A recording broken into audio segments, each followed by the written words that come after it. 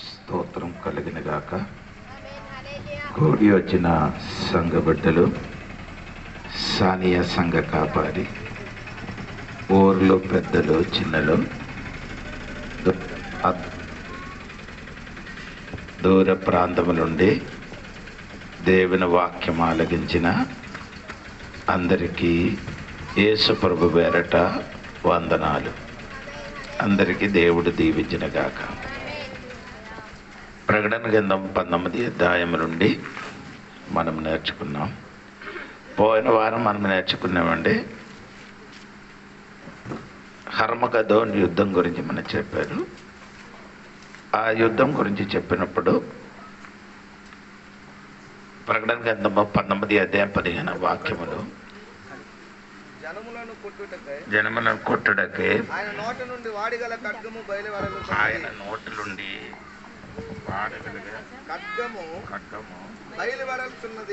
బయలుదేరుచున్నారని చెప్పిన స్తోత్రం.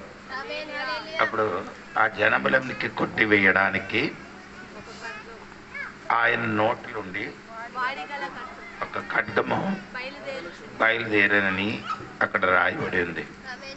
ఆయన అర్థము, ఆయన ఆజ్ఞాపించినప్పుడు ఖడ్గం వచ్చినట్టుగా మనకు కనబడుతున్నాం.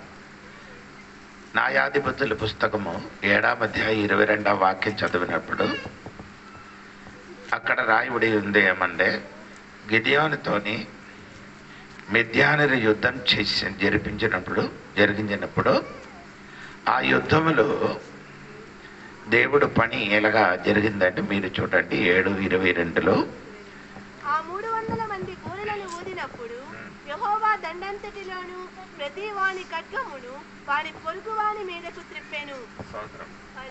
ఏ శత్రువులు యుద్ధం చేయడానికి వచ్చారో వారిపైన వారు తెచ్చిన ఖడ్గము వారి మీద పడినట్టుగా రాయబడి ఉంది. అప్పుడు దేవుడు ఒక మాట చెప్తే ఎలాగ జరుగుతుంది. అదే దేవుడి నోట్ల నుంచి వచ్చిన ఖడ్గం అని చెప్పినకి అర్థం. ఆ హర్మగదోన్ యుద్ధములో వారి మీదకి వారి ఖడ్గము పడుతుంది. పడి వారు ఏమవుతున్నారు, చంపబడతానని నేను చెప్పారు. దాని కిందకి ప్రకటన గ్రంథం 19వ అధ్యాయము కిందకి చదివినప్పుడు ఆయన ఇనుము దండముతో ఏలును, ఆయనే సర్వాధికారి యొగు దేవుని తీక్షణమైన ఉగ్రత అను మరి మద్యపు తొట్టి త్రొక్కును. అంటే దేవుడు మద్యపు తొట్టి తొక్కును, రాజులకు రాజును ప్రభువులకు ప్రభును ఆ నామము ఆయన వస్త్రం మీద తొడ మీద రాయబడి ఉన్నది. మరియు ఒక దూత సూర్యబింబములో నిలిచి ఉండుట చూచి తిని అతడు గొప్ప శబ్దముతో, అంటే అక్కడ చెప్పిన ఆ యుద్ధం జరిగినప్పుడు ఆయన వస్త్రముల మీదకి ఆ రక్తము ఏమైంది, చిలకరించి పడింది అని రాయబడింది. అది పోయిన వారం మనం యెషయా గ్రంథము 63వ అధ్యాయం 3వ వాక్యములు మీకు మనం చదివించి వినిపించారు. అప్పుడు ఆ యుద్ధము అలాగ జరిగినప్పుడు ఏం జరుగుతున్నారంటే, దేవుడు ఒలువు కొండ పై మీదకి దిగి వస్తామని నేను చెప్పాను. ఆ దిగి వచ్చినప్పుడు ఒలువు కొండ 2 బద్దలు అవుతున్నారని నేను మీకు చెప్పారు. దేవునికి స్తోత్రం. అదే సక్రియ గ్రంథము 14వ అధ్యాయం 4-5 వాక్యములు ఉంది. ఆ 4-5 వాక్యములు ఆ దినముల యెరూషలేము ఎదుట ఆయన పాదములుంచగా ఒలీవ కొండ తూర్పు తట్టునకును పడమటి తట్టునకును నడిమికి విడిపోయి, అంటే ఆ ఒలీవ కొండ తూర్పు తట్టును పడమట్టును నడుమికి విడిగిపోతున్నారని రాయబడి. అప్పుడు దేవుడు దిగి వచ్చినప్పుడు జరిగిన కదా 12వ అధ్యాయం 10వ వచనం కూడా చూడండి. 12వ అధ్యాయం 10వ వచనం.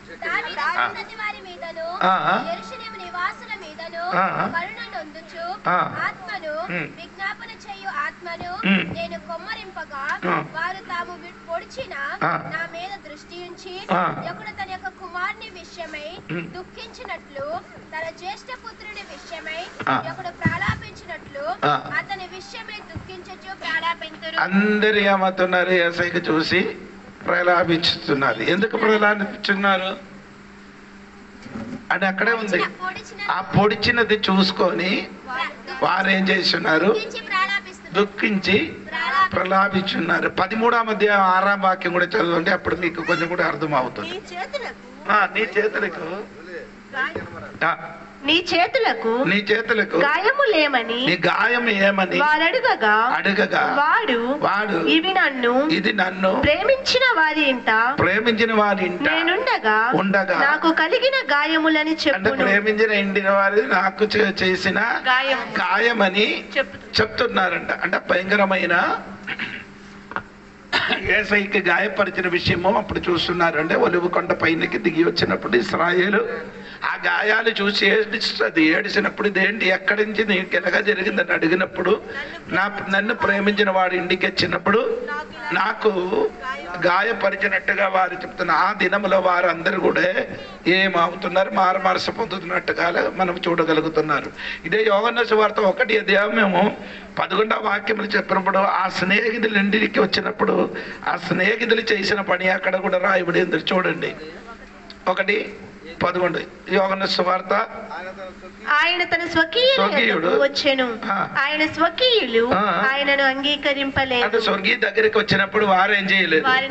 అప్పుడు తృణీకరించారు, దేవునికి అంగీకరించలేదు వారు. అప్పుడు ఈ హర్మదుగన్ యుద్ధం జరిగినప్పుడు వారందరూ యేసయ్యకి ఏం చేస్తున్నారు? అంగీకరించిన ఒక దినము, అప్పుడు మారు మనసు పొందిన దినము, అప్పుడు ఏడిసిన దినము.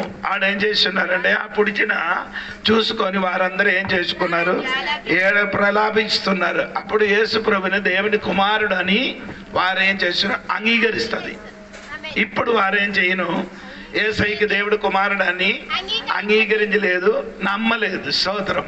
ఎప్పుడు నమ్ముతున్నారంటే అంటే శ్రమ, 7 సంవత్సరములు శ్రమ ఈ భూమిలో జరిగిన ఆ చివరికి హర్మగదోన్ యుద్ధం జరిగినప్పుడు ఇశ్రాయేలు యుద్ధములు ఓడిపోయినప్పుడు చుట్టుపక్కల ఉన్న రాజ్యములన్నీ ఇశ్రాయేలుకి విరోధంగా యుద్ధం చేయడానికి వచ్చినప్పుడు వారికి సహాయం చేయడానికి ఎవరు లేరు. వారు ఓడిపోయిన టైంలో దేవుడు వారికి సహాయం కొరకు ఒలువ కొండ పైకి దిగి వచ్చినప్పుడు ఒలుగు కొండ 2 పాయలుగా మారుతుంది. మారినప్పుడు ఏమవుతుంది? ఇశ్రాయేలు ఈ వచ్చిన వ్యక్తి ఎవరని చూసినప్పుడు ఆయన శరీరములో ఆయన చెయ్యిలు కనబడిన గాయాలు చూసి ఇది ఎక్కడ జరిగిందని అడిగినప్పుడు యేసయ్య చెప్తున్నారు, నా స్నేహితుడి ఇంటికి వెళ్ళినప్పుడు ఆ స్నేహితుడిని మమ్మల్ని ఏం చేశారు? గాయపరచనాన్ని చూపించినప్పుడు వారందరూ ఏం చేస్తున్నారు? ప్రలాభిస్తాను, ఏడుస్తుంది. అప్పుడు ఒక దినములు వారందరూ ఏం చేయాలి? మారు మనసు పొందినట్టుగా దేవుడు వాక్యములు రాయబడింది. దేవునికి స్తోత్రం కలిగిన గాక.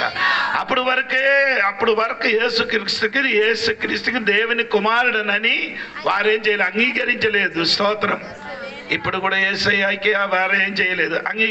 అంగీకరించిన ఒక దినం వస్తుంది, అప్పుడు వారు ఏం చేస్తున్నారు? అంగీకరిస్తుందని దేవుడు వాక్యంలో రాయబడింది. దేవునికి స్తోత్రం కలిగిన గాక. అది అంగీకరించిన తర్వాత ఈ శత్రువులన్నీ దేవుడు చంపుతున్నారని నేను చెప్పినప్పుడు ఏమంటే 7 నెలలు కావాలి వారికి అందరికి ఏం చేయాలి? వారి శపము ఆ దేశం నుండి తీసివేసి పాత పెట్టడానికి దాదాపు 7 నెలలు కావాలని నేను ఎస్ఎకేల్ గ్రంథం నుండి మీకు వినిపించారు. స్తోత్రం. ఆ దినములు ఆడు మాంసం తినడానికి ఆకాశ పక్షులకి దేవుడు ఏం చేస్తున్నారు? ఆహ్వానిస్తున్నారని నేను చెప్పారండి. అది ఎక్కడ రాయబడిందంటే ప్రకటన గ్రంథము 19 అధ్యాయం 17, 18, 21 వాక్యం చదవాలి. మరియు ఒక దూత సూర్యబింబములో నిలిచియుండుట చూచి తిని అతడు గొప్ప శబ్దముతో ఆర్భాటించి, రండి, రాజుల మాంసమును, సహస్రాధిపతుల మాంసమును, బలిష్ఠుల మాంసమును, గుర్రముల మాంసమును, వాటి మీద కూర్చుండు వారి మాంసమును, స్వతంత్రులదేమి, దాసులదేమి, కొద్దివారిదేమి, గొప్పవారిదేమి, అందరి యొక్క మాంసమును తినుటకై దేవుని గొప్ప విందుకు కూడి రండని ఆకాశ మధ్యమందు ఎగురుచున్న సమస్త పక్షులకు పిలిచెను. ఆకాశములందులో ఉన్న ఎగురుచున్న సమస్త పక్షులకి ఏమవుతున్నారు? విందుకు పిలుస్తున్నారని రాయబడి. ఎందుకంటే విందుకు అది అక్కడ నిలబడండి. దేవునికి స్తోత్రం. అప్పుడు పోయిన రోజు నేను చెప్పారండి 4 విందు బైబిల్లో రాయబడి ఉంది అన్నట్టుగా నేను చెప్పారు.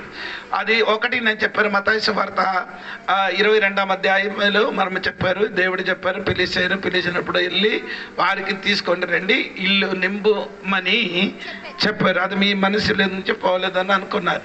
రెండవది విందు ఎక్కడ అంటే మొదటి కొరింథీ పత్రిక 11వ అధ్యాయము దాని 20 వాక్యంలో రాయబడి మీరే చూడండి. మొదటి కొరింథీ పత్రిక 11 మీరు ప్రభు రాత్రి భోజనం చేయుట సాధ్యం కాదు. అదే ఇది దేవుని బల్లకారి కొరకు రాయబడి ఉంది. అదే అండి, మనకు రక్షణ పొందిన దేవుడు బిడ్డలకి ప్రతి వారములో మనం ఏం చేయాలి, బల్ల కార్యక్రమాల నుండి పాలు పొందాలని. అదే దేవుడు మనకు సిద్ధపరిచిన విందు. దేవునికి స్తోత్రం. ఆ రొట్టి యేసయ్య శరీరం కాదు, రొట్టి యేసయ్య వినండి, వాక్యం సరిగా వినండి. ఆ రొట్టి మనము తీసుకొని వచ్చిన రొట్టి దేవుడు శరీరం కాదు. మనం తీసుకొని వచ్చిన ఆ ద్రాక్షారసము దేవుని రక్తం కాదు. అదే అండి, అది యేసయ్య శరీరమునికి రక్తానికి సాదృశ్యము అని చెప్పబడుతున్నారు. దేవునికి స్తోత్రం. కొందరు అలాగా నమ్ముతున్నారా, ఆ రొట్టి యేసయ్య శరీరం అని, అది తీసుకొని వచ్చిన ద్రాక్షారసము యేసు క్రీస్తు ఆ రక్తం అని కొందరు నమ్ముతున్నారు. అలాగా కొందరు విశ్వసిస్తున్నారు. అది కాదండి, అలాగా మీరు ఎప్పుడు చెప్పకూడదు, అది తప్పు. అది మనకి దానికి సాదృశ్యము. ఏది, ఆ రొట్టి యేసయ్య శరీరానికి సాదృశ్యము. 2 ఆ ద్రాక్షరసము యేసయ్య రక్తానికి సాదృశ్యం అని దేవుడు వాక్యంలో రాయబడి ఉంది. దేవునికి స్తోత్రం. అది మనం చేసినప్పుడు ఆయన శిలువ మరణము మన హృదయంలో ఏమవుతుంది, జ్ఞాపకం వస్తున్నారు. దేవునికి స్తోత్రం. అందుకని అయోగ్యంగా రొట్టి ద్రాక్షరసం నుండి మనం ఏం చేయరు, తినకూడదు, తాగకూడదని రాయబడింది. అలాగే తిన్నిన ఎడల తాగిన ఎడల 3 కారణాలు జరుగుతున్నది. ఒకటి చెప్పండి, ఒకటి నిద్ర వస్తుంది, 2 రోగం వస్తుంది, 3 బలహీనుడు అవుతున్నారని 3 కారణాలు జరుగుతున్నారు. దేవునికి స్తోత్రం కలిగిన గాక. అదే రక్షణ పొందిన దేవుని బిడ్డలకున్న దేవునికి స్తోత్రం. 2వదే విందు. 3వది విందు ప్రకటన గ్రంథం 19వ అధ్యాయము 7-8లో మనం ముందుకు చదివి నేర్చుకున్నారు. అప్పుడు గొర్రెపిల్ల వివాహోత్సవం స్తోత్రం కలిగిన గాక. అలాగే మారు మనసు పొంది బల్ల కార్యక్రమం నుండి పాలు పొందిన దేవుని బిడ్డలకి ఇంకేముందండి, ఇంకా గొర్రెపిల్ల విందులోనికి మన పాలు పొందుతున్నారు. దేవునికి స్తోత్రం. 4వది విందు మనల్ని ఎవరు కాదండి, ఆకాశాల పక్షులకే పిలుస్తున్నట్టుగా ప్రకటన గ్రంథం 19వ అధ్యాయం 17, 18, 21 రాయబడింది. స్తోత్రం. వారు గట్టిగా స్తోత్రం చెప్పాలి. ఇశ్రాయేల్ దేశంలో దేవునికి స్తోత్రం, పక్షిరాజులు గుడ్డులు వేసినప్పుడు మునుపు ఏమవుతున్నారంటే, ఒక పక్షిరాజు గుడ్డులు వేస్తే 2, 3 అవుతున్నారట. ఇప్పుడు అదే పక్షిరాజు గుడ్డులు వేస్తే 8, 9 వేస్తున్నారట. 8, 9 ఇది ఒక్కటి కూడా ఏమవలేదు, నష్టం అవ్వలేదు కదా. స్తోత్రం. ఒక్క గుడ్డులు కూడా ఏమవలేదు, పాడైపోలేదు. అన్ని గుడ్డు ఆ పిల్లలు ఆగుతున్నారు. స్తోత్రం. దాని వలన అక్కడే ఈ పక్షిరాజా రోజు ఏమవుతున్నారు, పెరుగుతున్నారు. దేవునికి స్తోత్రం కలిగిన గాక. ఇది కారణం, ఈ పక్షిరాజా పెరగడానికి కారణం ఏమనగా వారు ఏం చేశారంటే, ఈ పక్షులు పెరగడానికి కారణం ఏంటి, ఏదైనా రాజ్యంలో ఉన్నవాడు మన ఊరికి పంపించారా అని అనుకొని వారేం చేశారు, ఈ పక్షి ఎక్కడెక్కడ గూడు కట్టారు అక్కడ ఏం చేశారు, పరిశీలించినప్పుడు ఏం జరిగిందంటే, ఆ గుడ్డులున్న ఒక్క గుడ్డు కూడా ఏమవలేదు, ఫెయిల్ అవ్వలే, పాడైపోలే. అన్ని గుడ్డులుండి పిల్లలు బయటికి వస్తున్నారు. స్తోత్రం. ఎందుకంటే ఆడికి తెలియదు, మనకు అది అర్థమైంది. ఎందుకంటే ఈ మహాదినములు శ్రమ దినములు ఆ యుద్ధం చేయనప్పుడు పెద్దలు చిన్నడు స్తోత్రం అందరూ మాంసం తినడానికి దేవుడు ఆకాశములు ఉన్న పక్షులకి ఏం చేస్తున్నారు, ఆహ్వానించిన ఒక దినం వస్తున్నారు. దేవునికి స్తోత్రం కలిగిన గాక. గట్టిగా స్తోత్రం చెప్పండి. దేవునికి స్తోత్రం. అది ఎవరెవరు మాంసం తింటున్నారని అక్కడ రాయబడి ఉందండి. 17-18 వాక్యం. రాజుల మాంసము, సహస్రాదిల మాంసములు, బలిష్ఠుల మాంసములు, గుర్రముల మాంసము, వాటి మీద కూర్చున్నవాడు మాంసము, స్వతంత్రులదేమి, దాసులేమి, కొద్దివారిదేమి, గొప్పవారేమి, అందరి యొక్క మాంసం తినడానికి ఆకాశల పక్షులెక్కి దేవుడు ఏం చేస్తున్నారు? ఆహ్వానించిన ఒక దినములు వస్తున్నారు. దేవుడు సంగమా, ఈ రాత్రి మీరు తెలుసుకోవాలి. దేవునికి స్తోత్రం. దేవుడు పక్షులకి కూడా మనుషుడు మాంసం తినడానికి ఆహ్వానించిన ఒక దినం వచ్చుచున్నారు. దాని మునువే ఇప్పుడు నీ ఏం చేయాలి? దేవుని మారు మనసు పొంది, బాప్తిసం పొంది, మళ్ళీ కార్యక్రమాలను పూజించి సిద్ధపడగలిగి నీ ఉంటే స్తోత్రం. ఆ భయంకరమైన ఆ పక్షుల కోసములు సిద్ధపరిచిన ఆ విందులు ఎల్లకుండా పరలోక రాజ్యములు మీరు చేరబోతున్నారు. దేవునికి స్తోత్రం కలిగిన కాక. అందుకని ఈ రాత్రి దేవుడు మీ ఈ వాక్యములతో నేను మిమ్మల్ని దీవించగాక. దేవునికి స్తోత్రం కలిగిన కాక. ఇంకా మీరు అలాగే చదివినప్పుడు ఇంకా జరిగిన వాక్యం అంటే దేవునికి స్తోత్రము 19-20 మరియు చదవ. ఆ గుర్రము మీద కూర్చున్న వానితోను ఆయన సేనతోను యుద్ధం చేయుటకై ఆ క్రూర మృగమును భూరాజులకును వారి సేనలను కూడి ఉండగా చూచి తిని. అప్పుడు ఆ మృగమును దాని ఎదుట సూచక క్రియలు చేసి దాని ముద్రను వేయించుకొనిన వారిని, ఆ మృగ ప్రతిమకు నమస్కరించిన వారిని మోసపరిచిన అబద్ధ ప్రవక్తయు పట్టబడి వారిద్దరు గంధకముతో మండు అగ్నిగుండములో ప్రాణముతోనే వేయబడి అడిగి ఇద్దరికి కట్టబడి అక్కడికి పడేస్తుంది. జీవంతోని బంధించి ఎక్కడ పడేస్తున్నారు? అగ్నిగుండములు పొందేది ఎవరికి అండి? అబద్ధ ప్రవక్తలు. ఆ మృగము, ఘోర మృగము. స్తోత్రం. ఇంకొకడు కూడా ఉన్నాడు, ఆడికి ఇప్పుడు పట్టరు. ఇంకొకడు కూడా అదెవరండి? స్తోత్రము, సాతాను. స్తోత్రం. సాతానికి సమయం ఉంది, అంతవరకు ఆడే అలాగే ఉన్నాం. ఆడికి కొన్ని దినములు కూడా ఉన్నాయి కాబట్టి సాతానికి లేదు. ఆ మృగము అబద్ధ ప్రవక్తలు మాత్రము ఏం చేస్తున్నారు? దేవుడు ఆ చెయ్యి కాలి బెందించి అగ్ని గుంటములు ఏం చేస్తున్నారు? ప్రాణంతో పడేసినట్టుగా దేవుడు వాక్యంలో రాయబడింది. దేవునికి స్తోత్రం కలిగిన గాక. అది చేసిన తర్వాత ఇంకా జరిగిన ఒక విషయం ఉందండి. దేవునికి స్తోత్రం. అది ఏంటంటే మీరు అదే తెలుసుకోవాలి. దేవునికి స్తోత్రం. ఇది జరిగిన తర్వాత దేవుడు ఇంకొక సింహాసనం ఇక్కడ ఈ భూమి మీద ఉంచబడుతున్నారు. యెరూషలేములో దేవుడు ఒక సింహాసనము ఉంచబడినట్టుగా రాయబడి ఉంది. చూడండి, మత్తయి సువార్త 25-31-46 వరకు చదవాలి. మొత్తం చదవండి.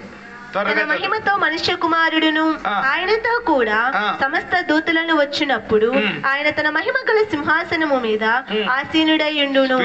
అప్పుడు సమస్త జనములు ఆయన ఎదుట పోగు చేయబడుదురు. గొల్లవాడు మేకలలో నుండి గొర్రెలను వేరుపరిచినట్లు ఆయన వారిని వేరుపరిచి తన కుడి వైపున గొర్రెలను ఎడమ వైపున మేకలను నిలువబెట్టును.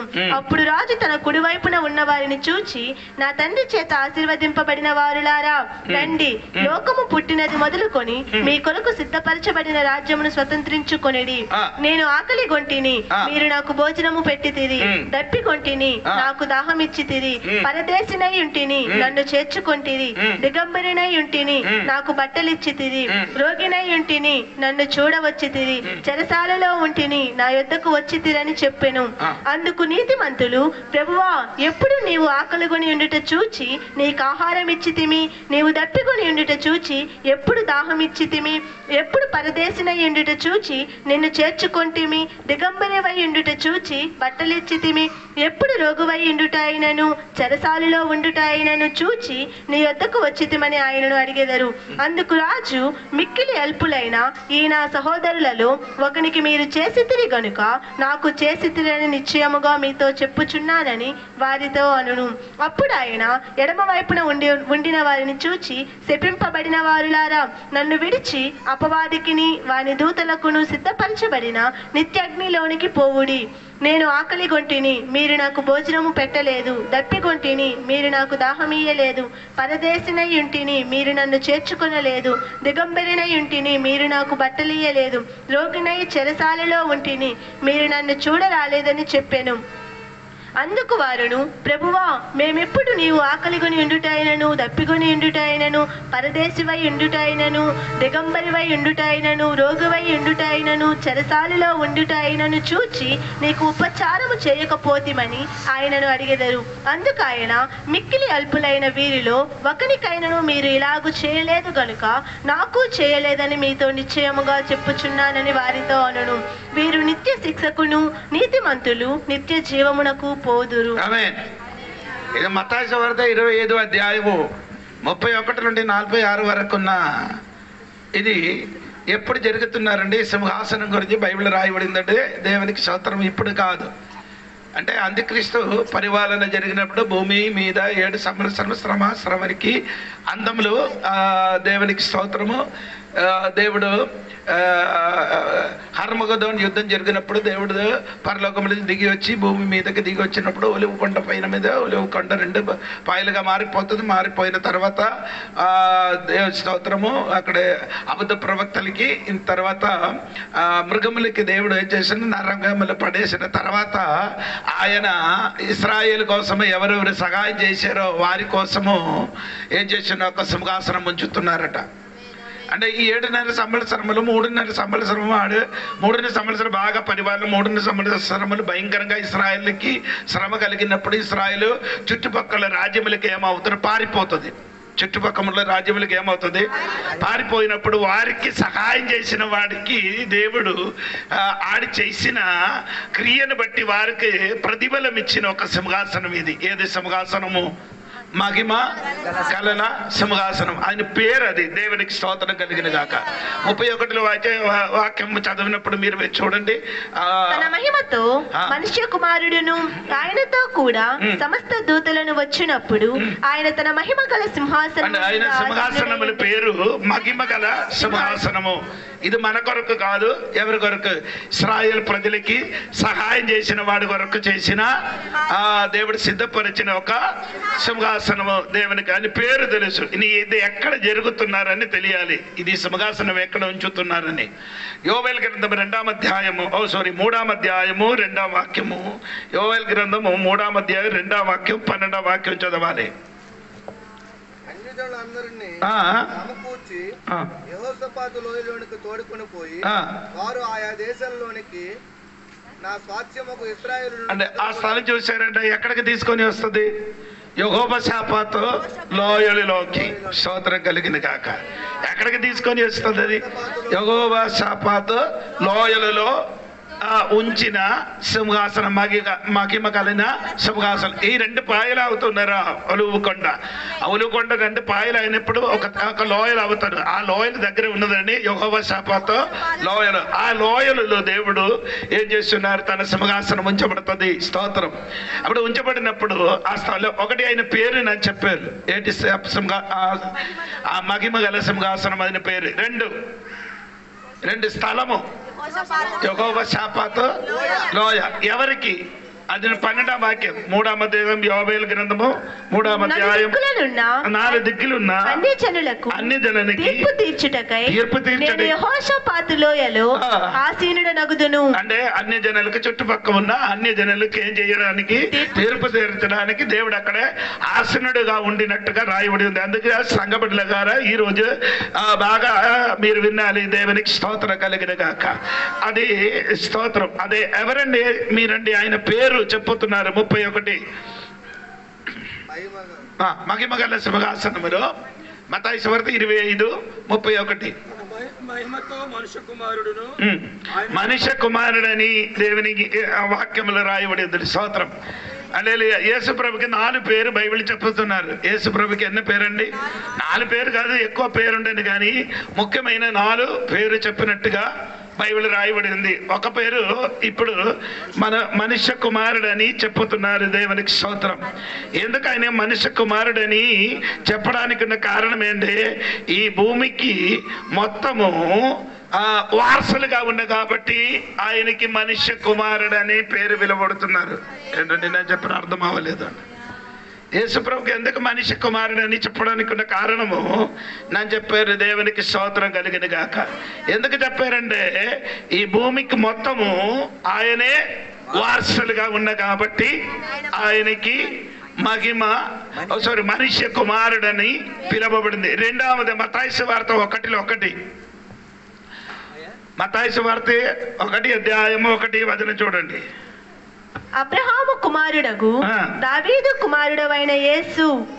అబ్రహాము కుమారుడు అయిన యేసు ప్రభుకి ఇంకొక పేరు అబ్రహాము కుమారుడు. అబ్రహాము కుమారుడు అని పిలువబడడానికి ఉన్న కారణం ఏమనగా ఆయన ఇశ్రాయేలు దేశానికి వారసులుగా ఉన్న కాబట్టి అతనికి ఏమి చేస్తున్నారండి, అబ్రహాము కుమారుడని పిలువబడుతున్నారు. దేవునికి స్తోత్రం కలిగిన గాక, దేవునికి స్తోత్రం కలిగిన గాక. ఇంకొక పేరు ఆయన దావీదు కుమారుడు అని పిలువబడుతున్నారు. అది మీకు అందరికీ తెలుసండి. దేవునికి స్తోత్రం. మార్కు సువార్త 10:47-48 వాక్యం చదివినప్పుడు యేసు ప్రభుకి చెప్పిన ఒక మాట, దావీదు కుమారుడా అని ఎవరు పిలిచారు? గుడ్డివాడు పిలిచాడు. రెండు అర్థం ఉందండి. దేవునికి స్తోత్రం. ఒక అర్థం ఎందుకంటే దావీదు కుమారుడా అని పిలవడానికి ఉన్న కారణము, ఆనాడు దావీదు గారు సియోను కోట పట్టుకోవడానికి వెళ్ళినప్పుడు అక్కడ ఉన్న గుడ్డివారందరూ వచ్చి ఏం చెప్పారు, నీతోని యుద్ధం చేయడానికి ఇక్కడ వేరే ఎవరు అక్కర్లేదు, గుడ్డివాడు అయిన మనం ఉంటే చాలు, నిన్ను ఏం చేస్తుంది ఆ చంపస్తాన్ని చెప్పినప్పుడు దావీదు ఏం చేశారు, యుద్ధం చేసి గెలిచినప్పుడు గుడ్డివారికి మొత్తం ఏం చేశారు, చంపేశారు. ఇది మనసులు ఉంది. ఎవరి మనసులు? ఈ భర్తిమాలి మనసులు ఉంది. ఆనాడు దావీదు ఏం చేశారు, ఆ గుడ్డివాడికి అందరికి చంపారు కదా, అందుకని నన్ను కూడా నీ ఏం చేయకూడదు, చంపకూడదు అనుకొని అందుకే యేసయ్యకి ఎలాగ పిలిచారు, దావీదు కుమారుడా అని పిలిచారు. దేవునికి స్తోత్రం కలిగిన గారు. ఒక గట్టిగా దేవునికి స్తోత్రం చెప్పాలి. ఎందుకు యేసు ప్రభువుకి దావీదు కుమారుడు అని పిలువబడడానికి ఉన్న కారణం, దూత వచ్చి మరియకి చెప్పి 7 మాటలు చెప్పారు. దూత వచ్చి మరియకి ఏం చెప్పారు? 7 మాటలు చెప్పారు. అది ఒక్క మాట అని 7 మాటలు 3 మాటలు నెరవేర్చారు. ఇంకా 4 మాట ఇంకొక ఏం చేయలేదు, నెరవేర్చలేదు. ఇప్పుడు అందులో ఒకటి మాత్రం నేను ఈ రోజు చెప్తున్నాను. లూకాసు వార్త 1 అందులో 35వ వాక్యం 32వ వాక్యం చదివితే మీకు అర్థం అవుతున్నారు. 32. ఆయన గొప్పవాడై సర్వోన్నతుని కుమారుడు అనబడును. ప్రభువైన దేవుడు ఆయన తండ్రి అయిన దావీదు సింహాసనమును ఆయనకిచ్చును. ఆమేన్ చెప్పండి. ఇప్పుడు వరకు దావీదు సింహాసనం యేసు ప్రభు ఏం చేయలేదు, కూర్చోలేదు. దేవునికి స్తోత్రం కలిగిన గాక. అందుకని దేవుడు దావీదు కుమారుడుగా ఉండి ఈ దేశంలో ఏం చేసిన, యెరూషలేములో దావీదుని సింహాసనం మీద ఆయన కూర్చోబడతానని ఆనాడు దూత చెప్పిన వాక్యము సఫలం అవుతున్నారు. దేవునికి స్తోత్రం కలిగిన గాక. ఒక గట్టిగా స్తోత్రం చెప్పాలి. దావీదు కుమారుడు అని పిలవడానికి ఉన్న కారణము, ఆయన దావీదు సింహాసనంలో కూర్చి ఏం చేస్తున్నారు, ఏలవాడు చేస్తున్నారు. స్తోత్రం చెప్పాలి. గట్టిగా స్తోత్రం చెప్పాలి. హల్లెలూయా. అని దావీదే సింహాసనంలో కూర్చోబడుతున్నారు. ఇంకొకటి ఏంటంటే దావీదు గోత్ర సింహము, ఇంకటి యూదా గోత్రానికి సింహం, దావీదు శిఖరం అని చెప్పారు. ఇది ఎందుకు దావీదు గురించి అలాగ చెప్పడానికి ఉన్న ఒక వీలు లేదు. దేవునికి స్తోత్రం. దావీదుకి అలాగ చెప్పడానికి ఏం లేదు. ఎందుకంటే ఆయన చేయని పద్ధతి చూస్తే ఆయనకి అలాగా పిలవకూడదు. స్తోత్రం. ఆయన ఏం పద్ధతి చేశారంటే మీకు అందరికీ తెలుసు. దేవునికి స్తోత్రం. ఏమన్నా అదే 2 రాజుల సమూయేలు పుస్తకంలో రాయబడి ఉంది. అంటే వేరొక భార్యకి ఆయన ఏం చేస్తున్నారు, ఊరియా అనే భార్యకి అని తీసుకొని వచ్చి అతనికి చంపేసి ఆ భార్యకి ఏం చేశారు, ఉంచుకున్న తర్వాత దేవునికి స్తోత్రము ఆయన అలా ఉంటారు కాబట్టి దేవునికి స్తోత్రం. అటువంటి పాపం చేసిన వాడికి ఎలాగ దేవుడు దావీదు సింహాసనం ఇస్తుంది, ఎలాగ దావీదు శిఖరం అని చెప్పడానికి వీలు లేదు. కానీ ఆయన అది చెప్పడానికి ఉన్న కారణం అండి 51 కీర్తనం అండి. దేవునికి స్తోత్రం. 51 కీర్తనం అని దావీదు చెప్పిన మాట ఏమనకంటే మీకు తెలుసా, అది మొత్తం నీ ఇంటికి వెళ్ళి చదవాలి. ఆయన పశ్చాత్తాపడి దేవుడి సన్నిధిలో మారు మనసు పొంది కన్నీరు కాచి ప్రార్థన చేసిన ఆ మాట అని మీకు అలాగ తెలుసు. దేవునికి స్తోత్రం కలిగిన గాక. అలాగే మారు మనసు పొందిన దేవుడి వైపు తిరిగినప్పుడు దేవుడు ఏం చేశారంటే దావీదు సింహాసనం ఆయనకి ఇస్తామని చెప్పారు. గట్టిగా స్తోత్రం చెప్పాలి. దేవునికి స్తోత్రం కలిగిన గాక. హల్లెలూయా. ఇది మూడవది దేవునికి చెప్పిన పేరు, దేవుని కుమారుడు. మత్తయి సువార్త 4:5 దేవునికి స్తోత్రం. అవును కదా, మత్తయి 4:5 చూడండి. అంతటా అపవాది పరిశుద్ధ పట్టణమునకును ఆయనను తీసుకొని పోయి దేవాలయ శిఖరమున ఆయనను నిలువబెట్టి, నీవు దేవుని కుమారుడవైతే, దేవుని కుమారుడు అయితే క్రిందికి దుముకుము, కిందకి దూకుము, ఆయన నిన్ను గూర్చి తన దూతలకు ఆజ్ఞాపించును, నీ పాదం ఎప్పుడైనను రాతికి తగులకుండా వారు నిన్ను చేతులతో ఎత్తుకొందురు. ఎంత అబద్ధం చెప్పారంటే మీకు అర్థమైంది? అది కరెక్టా? అదే ఆయన చెప్పిన కరెక్టా? ఏంటి కాదని చెప్పడం? ఆధారం ఏంటి కాదని చెప్పడానికి?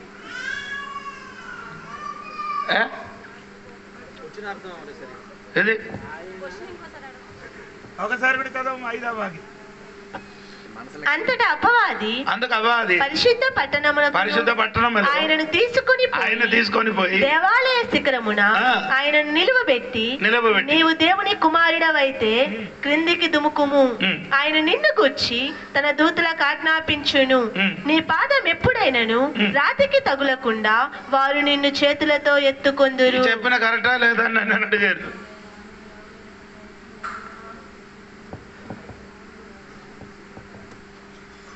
అందుకని ఎప్పుడు కూడా ఆ వాక్యం సరిగా చదవలేదు, అందుకని అర్థం అవ్వలేదు. ఏంటండి ఆయన చెప్పిన ఒక మొదటి మాట ఏమంటే తెలుసా? నీవు దేవుని కుమారుడు. ఇది ఎందుకు అలాగ సాతాను అడిగారు? అని డౌట్ పెట్టారు. ఎందుకు? ఈయన తండ్రి ఆయన బాప్తిసం పొంది బయటికి వచ్చినప్పుడు ఏం చెప్పారు? ఆయన కుమారుడని, దేవుని కుమారుడని తండ్రి చెప్పారు. ఇప్పుడు సాతాను ఏం చేస్తున్నాడు? అది చెప్పిన కరెక్టా లేదా? ఒక సందేహం పట్టడానికి అని వచ్చారు. రెండవది ఈయన చేశారంటే అదే ఇక్కడ అంటే కొండ పైన అని చెప్పుందండి. వేరొక పుస్తకంలో మత్తయిలో ఉందండి. దేవాలయ పైన అంటే దేవాలయ పైన కిందకి దూకితే నీ కళ్ళు తగలకుండా, అలాగే కాదండి, ఇది 91 కీర్తనలు ఉంది. అది ఏంటండి? నీ కాలు కానీ పాదములకి రాయి తగలకుండా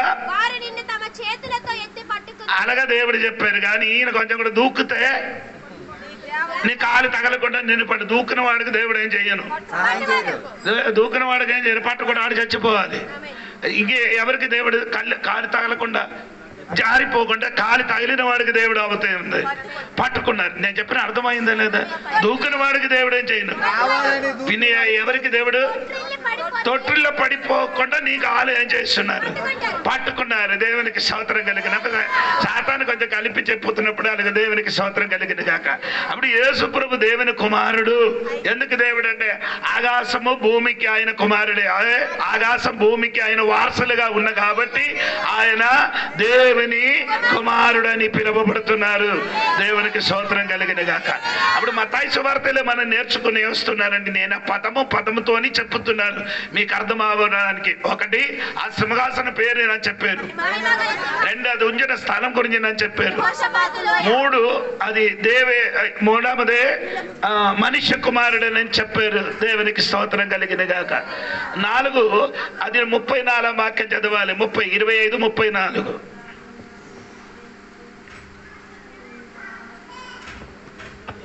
అప్పుడు రాజు అంటే ఆయనకి ఆ సింహాసనం కూర్చుని వాడికి రాజుడు అని చెప్పారు. ఎందుకు రాజుడు అని చెప్పడానికి ఉన్న కారణం?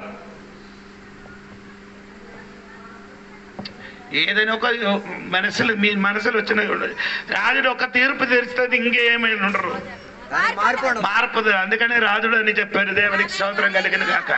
వేరే ఏదైనా మైజిస్ట్రేట్ అయినా అనుకో, ఒక కోర్టు తీర్పు తెరిచి ఇంకొక కోర్టుకు వెళ్తే ఏమవుతుంది? న్యాయం దొరుకుతుంది. కానీ ఈ రాజుడు అలాగ కాండి. ఒక తీర్పు చేస్తే తలకాయ తీసానని చెప్తే తలకాయ తీసిన విని ఆయన ఏం లేదు, మార్పు ఉండదు. అందుకని ఇక్కడ రాయబడింది రాజుడు అని రాయబడింది. దేవునికి స్తోత్రం కలిగిన కాక. అందుకే అక్కడ రాజుడు అని చెప్పుతున్నారు. రెండవదే అక్కడ చెప్పిన చదవమ్మది. అప్పుడు రాజు తన కుడి వైపున ఉన్న వారిని చూచి, నా తండ్రి చేత ఆశీర్వదింపబడిన వారులారా రండి, లోకము పుట్టినది మొదలుకొని మీ కొరకు సిద్ధపరచబడిన రాజ్యమును స్వతంత్రించుకోండి. వారికి ఏం చెప్తున్నారు? నీతిమంతులు అని చెప్తున్నారు. వారికి ఏం చెప్తున్నారు? నీతి మందులు అని చెప్పుతున్నారు. దేవునికి స్తోత్రం. ఈయనకి ఎందుకంటే నీతి మందులు, ఎందుకంటే నీతి మందులు అవడానికి ఏం చేయాలి? క్రియ మార్గంతో నీతి మందులుగా అవుతావా? అవుతుందా క్రియల వల్ల? అలా ఎవరికి అడిగితే నేను ఎవరికి క్రియల వల్ల అవ్వగలుగుతారా? అదే రోమాపత్ర 4వ అధ్యాయం విషయం అదండి. క్రియల వలన ఏం అవ్వదు. అబ్రహాం క్రియల వలన కాదు నీతిమంతుడు ఆయన, విశ్వాసం మూల. అబ్రహాం క్రియల వల్ల అంటే అబ్రహాము పిల్లలకి ఏం చేశారు? క్రియల వల్ల చేయాలంటే సున్నతి చేశారు. ఆ సున్నతి చేసిన కాబట్టి మీరేమవదు? దేవుడి పిల్లలు అవలు. అంటే సున్నతి చేస్తే నీ ఏమవదు? దేవుని పిల్లలు అవలేదు. ఏదైనా క్రియని శరీరములు చేస్తే నీ ఏమవదు? దేవుని పిల్లలు నీతిమంతుడిగా మారదు. నీతిమంతుడిగా మారాలంటే ఎలాగావలే? విశ్వాసమును బట్టి. అంటే అబ్రహాము విశ్వాసమును బట్టి ఏమైంది? నీతిమంతుడిగా మారినట్టుగా దేవుడి వాక్యములు ఉంది. కానీ ఇక్కడే నీతిమంతుడు అని రాయబడి ఉంది. దేవునికి స్తోత్రం కలిగిన గాక. ఎందుకంటే అలాగ నీతిమంతులుగా రాయబడినానికి కారణము ఆనాడు వారు చెయ్యిన క్రియను బట్టి అలాగ చెప్పుతున్నారు. వారు చేసిన క్రియను బట్టి అలాగ నీతిమంతుడు అని పిలువబడుతున్నారు. దేవునికి స్తోత్రం కలిగిన గాక. కానీ వారు క్రియలు చేసి నీతిమంతులు అవలేదు. ఆడు క్రియ చేసిన కాబట్టి దేవుడికి ఏం చేశారు? దేవుడు ఆడికి పిలిచిన పేరండి నీతిమంతుడు అని పిలువబడుతుంది. దేవునికి స్తోత్రం కలిగిన గాక. ఇంకా 5వది అక్కడ చెప్పిన మాట ఏమంటే ఆయన 31 వాక్యం చూడండి. 25:31. మహిమతో మనుష్య కుమారుడును ఆయనతో కూడా సమస్త దూతలను వచ్చినప్పుడు ఆయన తన మహిమ గల సింహాసనము మీద ఆసీనుడై సమస్త దూతలు పరిశుద్ధులు దూడి వచ్చినప్పుడు అని రాయబడి ఉంది. స్తోత్రం. 1 తెస్సలోనిక పత్రిక 3వ అధ్యాయం 13వ వాక్యము, సక్రియ 14:5వ వాక్యం కూడా కలిసి చదవాలి. 3వ అధ్యాయం 13వ వాక్యం. మేము మీ ఎడల 14 అభివృద్ధి పొంది 5 చదవండి. 13 లాస్ట్.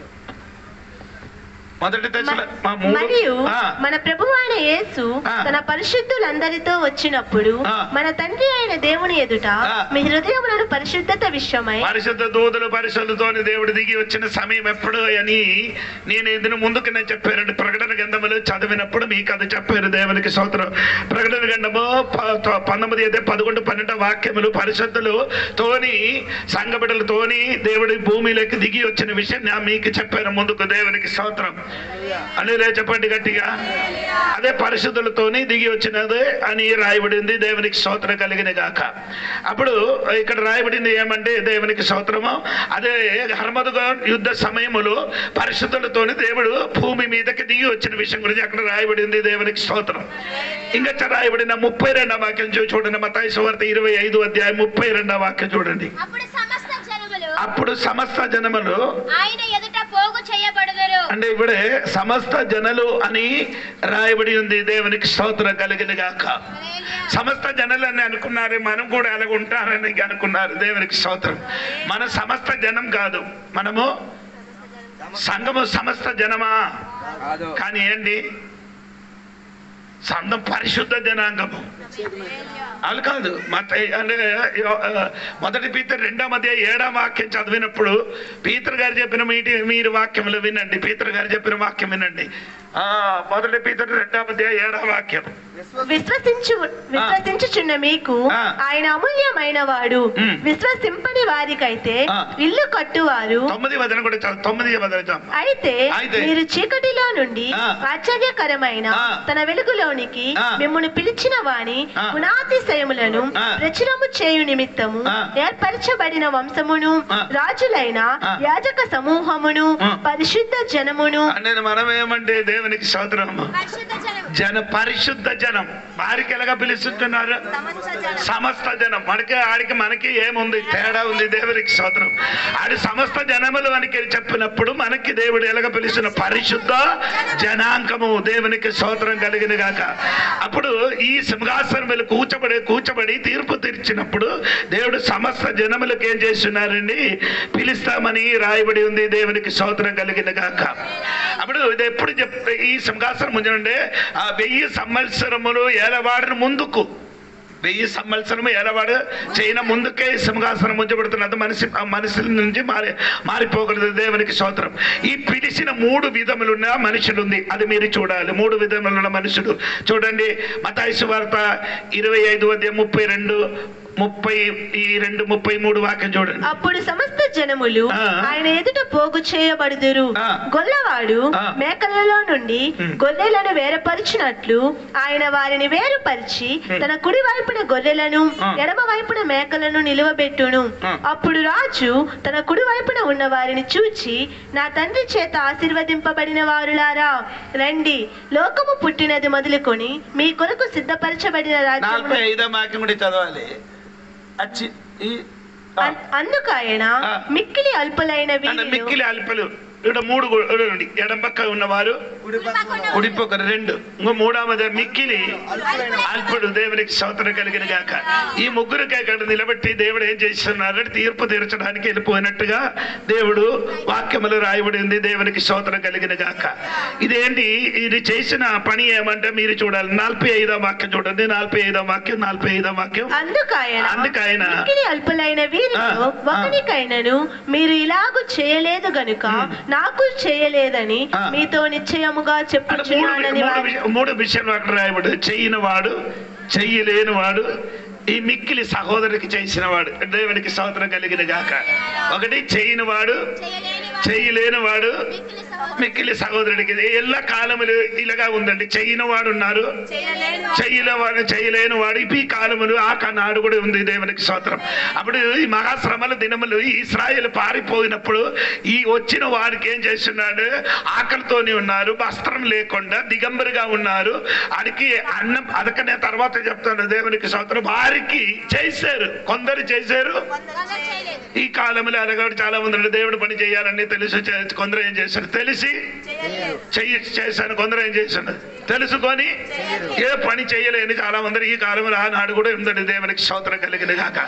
అందరికి ఎలగచేని ఎడం పక్క ఉన్నవాడు ఏం చేయలేనివాడు, కుడి పక్క ఉన్నవాడు ఏం చేస్తున్నారంటే ఆడందరికీ వచ్చినప్పుడు సహాయం చేసిన వాడు. దేవునికి స్తోత్రం కలిగిన గాక. ఈనాడు దేవుడు ఈ రోజు నేను చెప్పిన మాట ఏమంటే, దేవుడు బిడ్డలారా దేవుని పనిలో వాడబడాలి, దేవుని కొరకు పైసలు ఖర్చు చేయాలి, దేవుడి కొరకు స్వార్థ చేయాలి, దేవుని పనిలో వాడబడాలి. దేవునికి స్తోత్రం.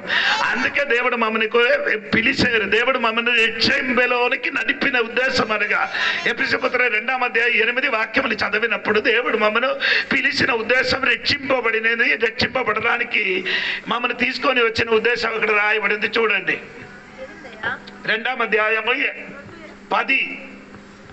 మరియు వాటి అందు మనము నడుచుకునవలెనని దేవుడు ముందుగా సిద్ధపరిచిన సత్క్రియలు చేయుటకై మనము క్రీస్తు యేసునందు సృష్టింపబడిన దేవుడు కొత్తగా సృష్టింపబడారు. సత్క్రియలు చేయుట సక్రియ చేయడానికి దేవుడు మమ్మల్ని ఏం చేశారు, సృష్టింపబడారు. తీర్తిన రాయన పుస్తకం 3వ అధ్యాయం 1వ వచనం చూడండి. ఆ పుస్తకంలో మీరు ఇంటికి వెళ్ళి 3వ అధ్యాయం తీర్తిన గ్రంథం 3వ అధ్యాయం ఇంటికి వెళ్ళి బాగా చదవాలి. అప్పుడు మీకు అర్థమవుతున్నారు. 3:1 అధిపతులకును అధికారులకును లోబడి విధేయులుగా ఉండవలెననియు ప్రతి సత్కార్యము చేయుటకు సిద్ధపడి ఉండవలెననియు మనుష్యులందరి ఎడల. ప్రతి సత్కార్యం చేయడానికి ఏం చేయాలి, రెడీగా ఉండాలి, సిద్ధపడి ఉండాలి. అందరూ సత్కార్యం చేయడానికి ఏం చేయను, వచ్చిన తర్వాత సిద్ధపడుతుంది. అలాగే కదా, సిద్ధపడగలిగి ఉండాలి. సల్క్రియ చేయడానికి, మంచి కార్యం చేయడానికి దేవుడు బిడ్డలు ఏం చేయాలి, సిద్ధంగా ఉండాలి. దేవునికి స్తోత్రం కలిగిన గాక. హల్లెలూయా గట్టిగా చెప్పాలి. దేవునికి స్తోత్రం. ఈ 3 సువార్తలు యేసు ప్రభువుకు 3 సార్లు ఏం చేశారు, తైలంతోని అభిషేకం చేసినట్టుగా రాయబడింది. ఏంటండి నేను చెప్పిన అర్థమైందా నీకు? యేసు ప్రభువుకి ఏం చేశారు, 3 సార్లు ఏం చేశారు, తైలాభిషేకం చేశారు. ఈ 3 సార్లు అభిషేకం చేసిన 3 ఒక్కటియా వేరే వేరేయా? ఎవరైనా చెప్పండి వెంటనే. 3 సార్లు తైలాభిషేకం చేసింది ఒక సారాంశమా 3 విధాలుగా? అయ్యో 3 సార్లు తైలాభిషేకం చేశారని తెలుసా? ఇక్కడ అంటే ఆ కుష్ఠరోగి అయిన సీమోను గారి ఇంటికి వచ్చినప్పుడు ఒక అమ్మ, పాపిని స్త్రీ. అదెవరండి,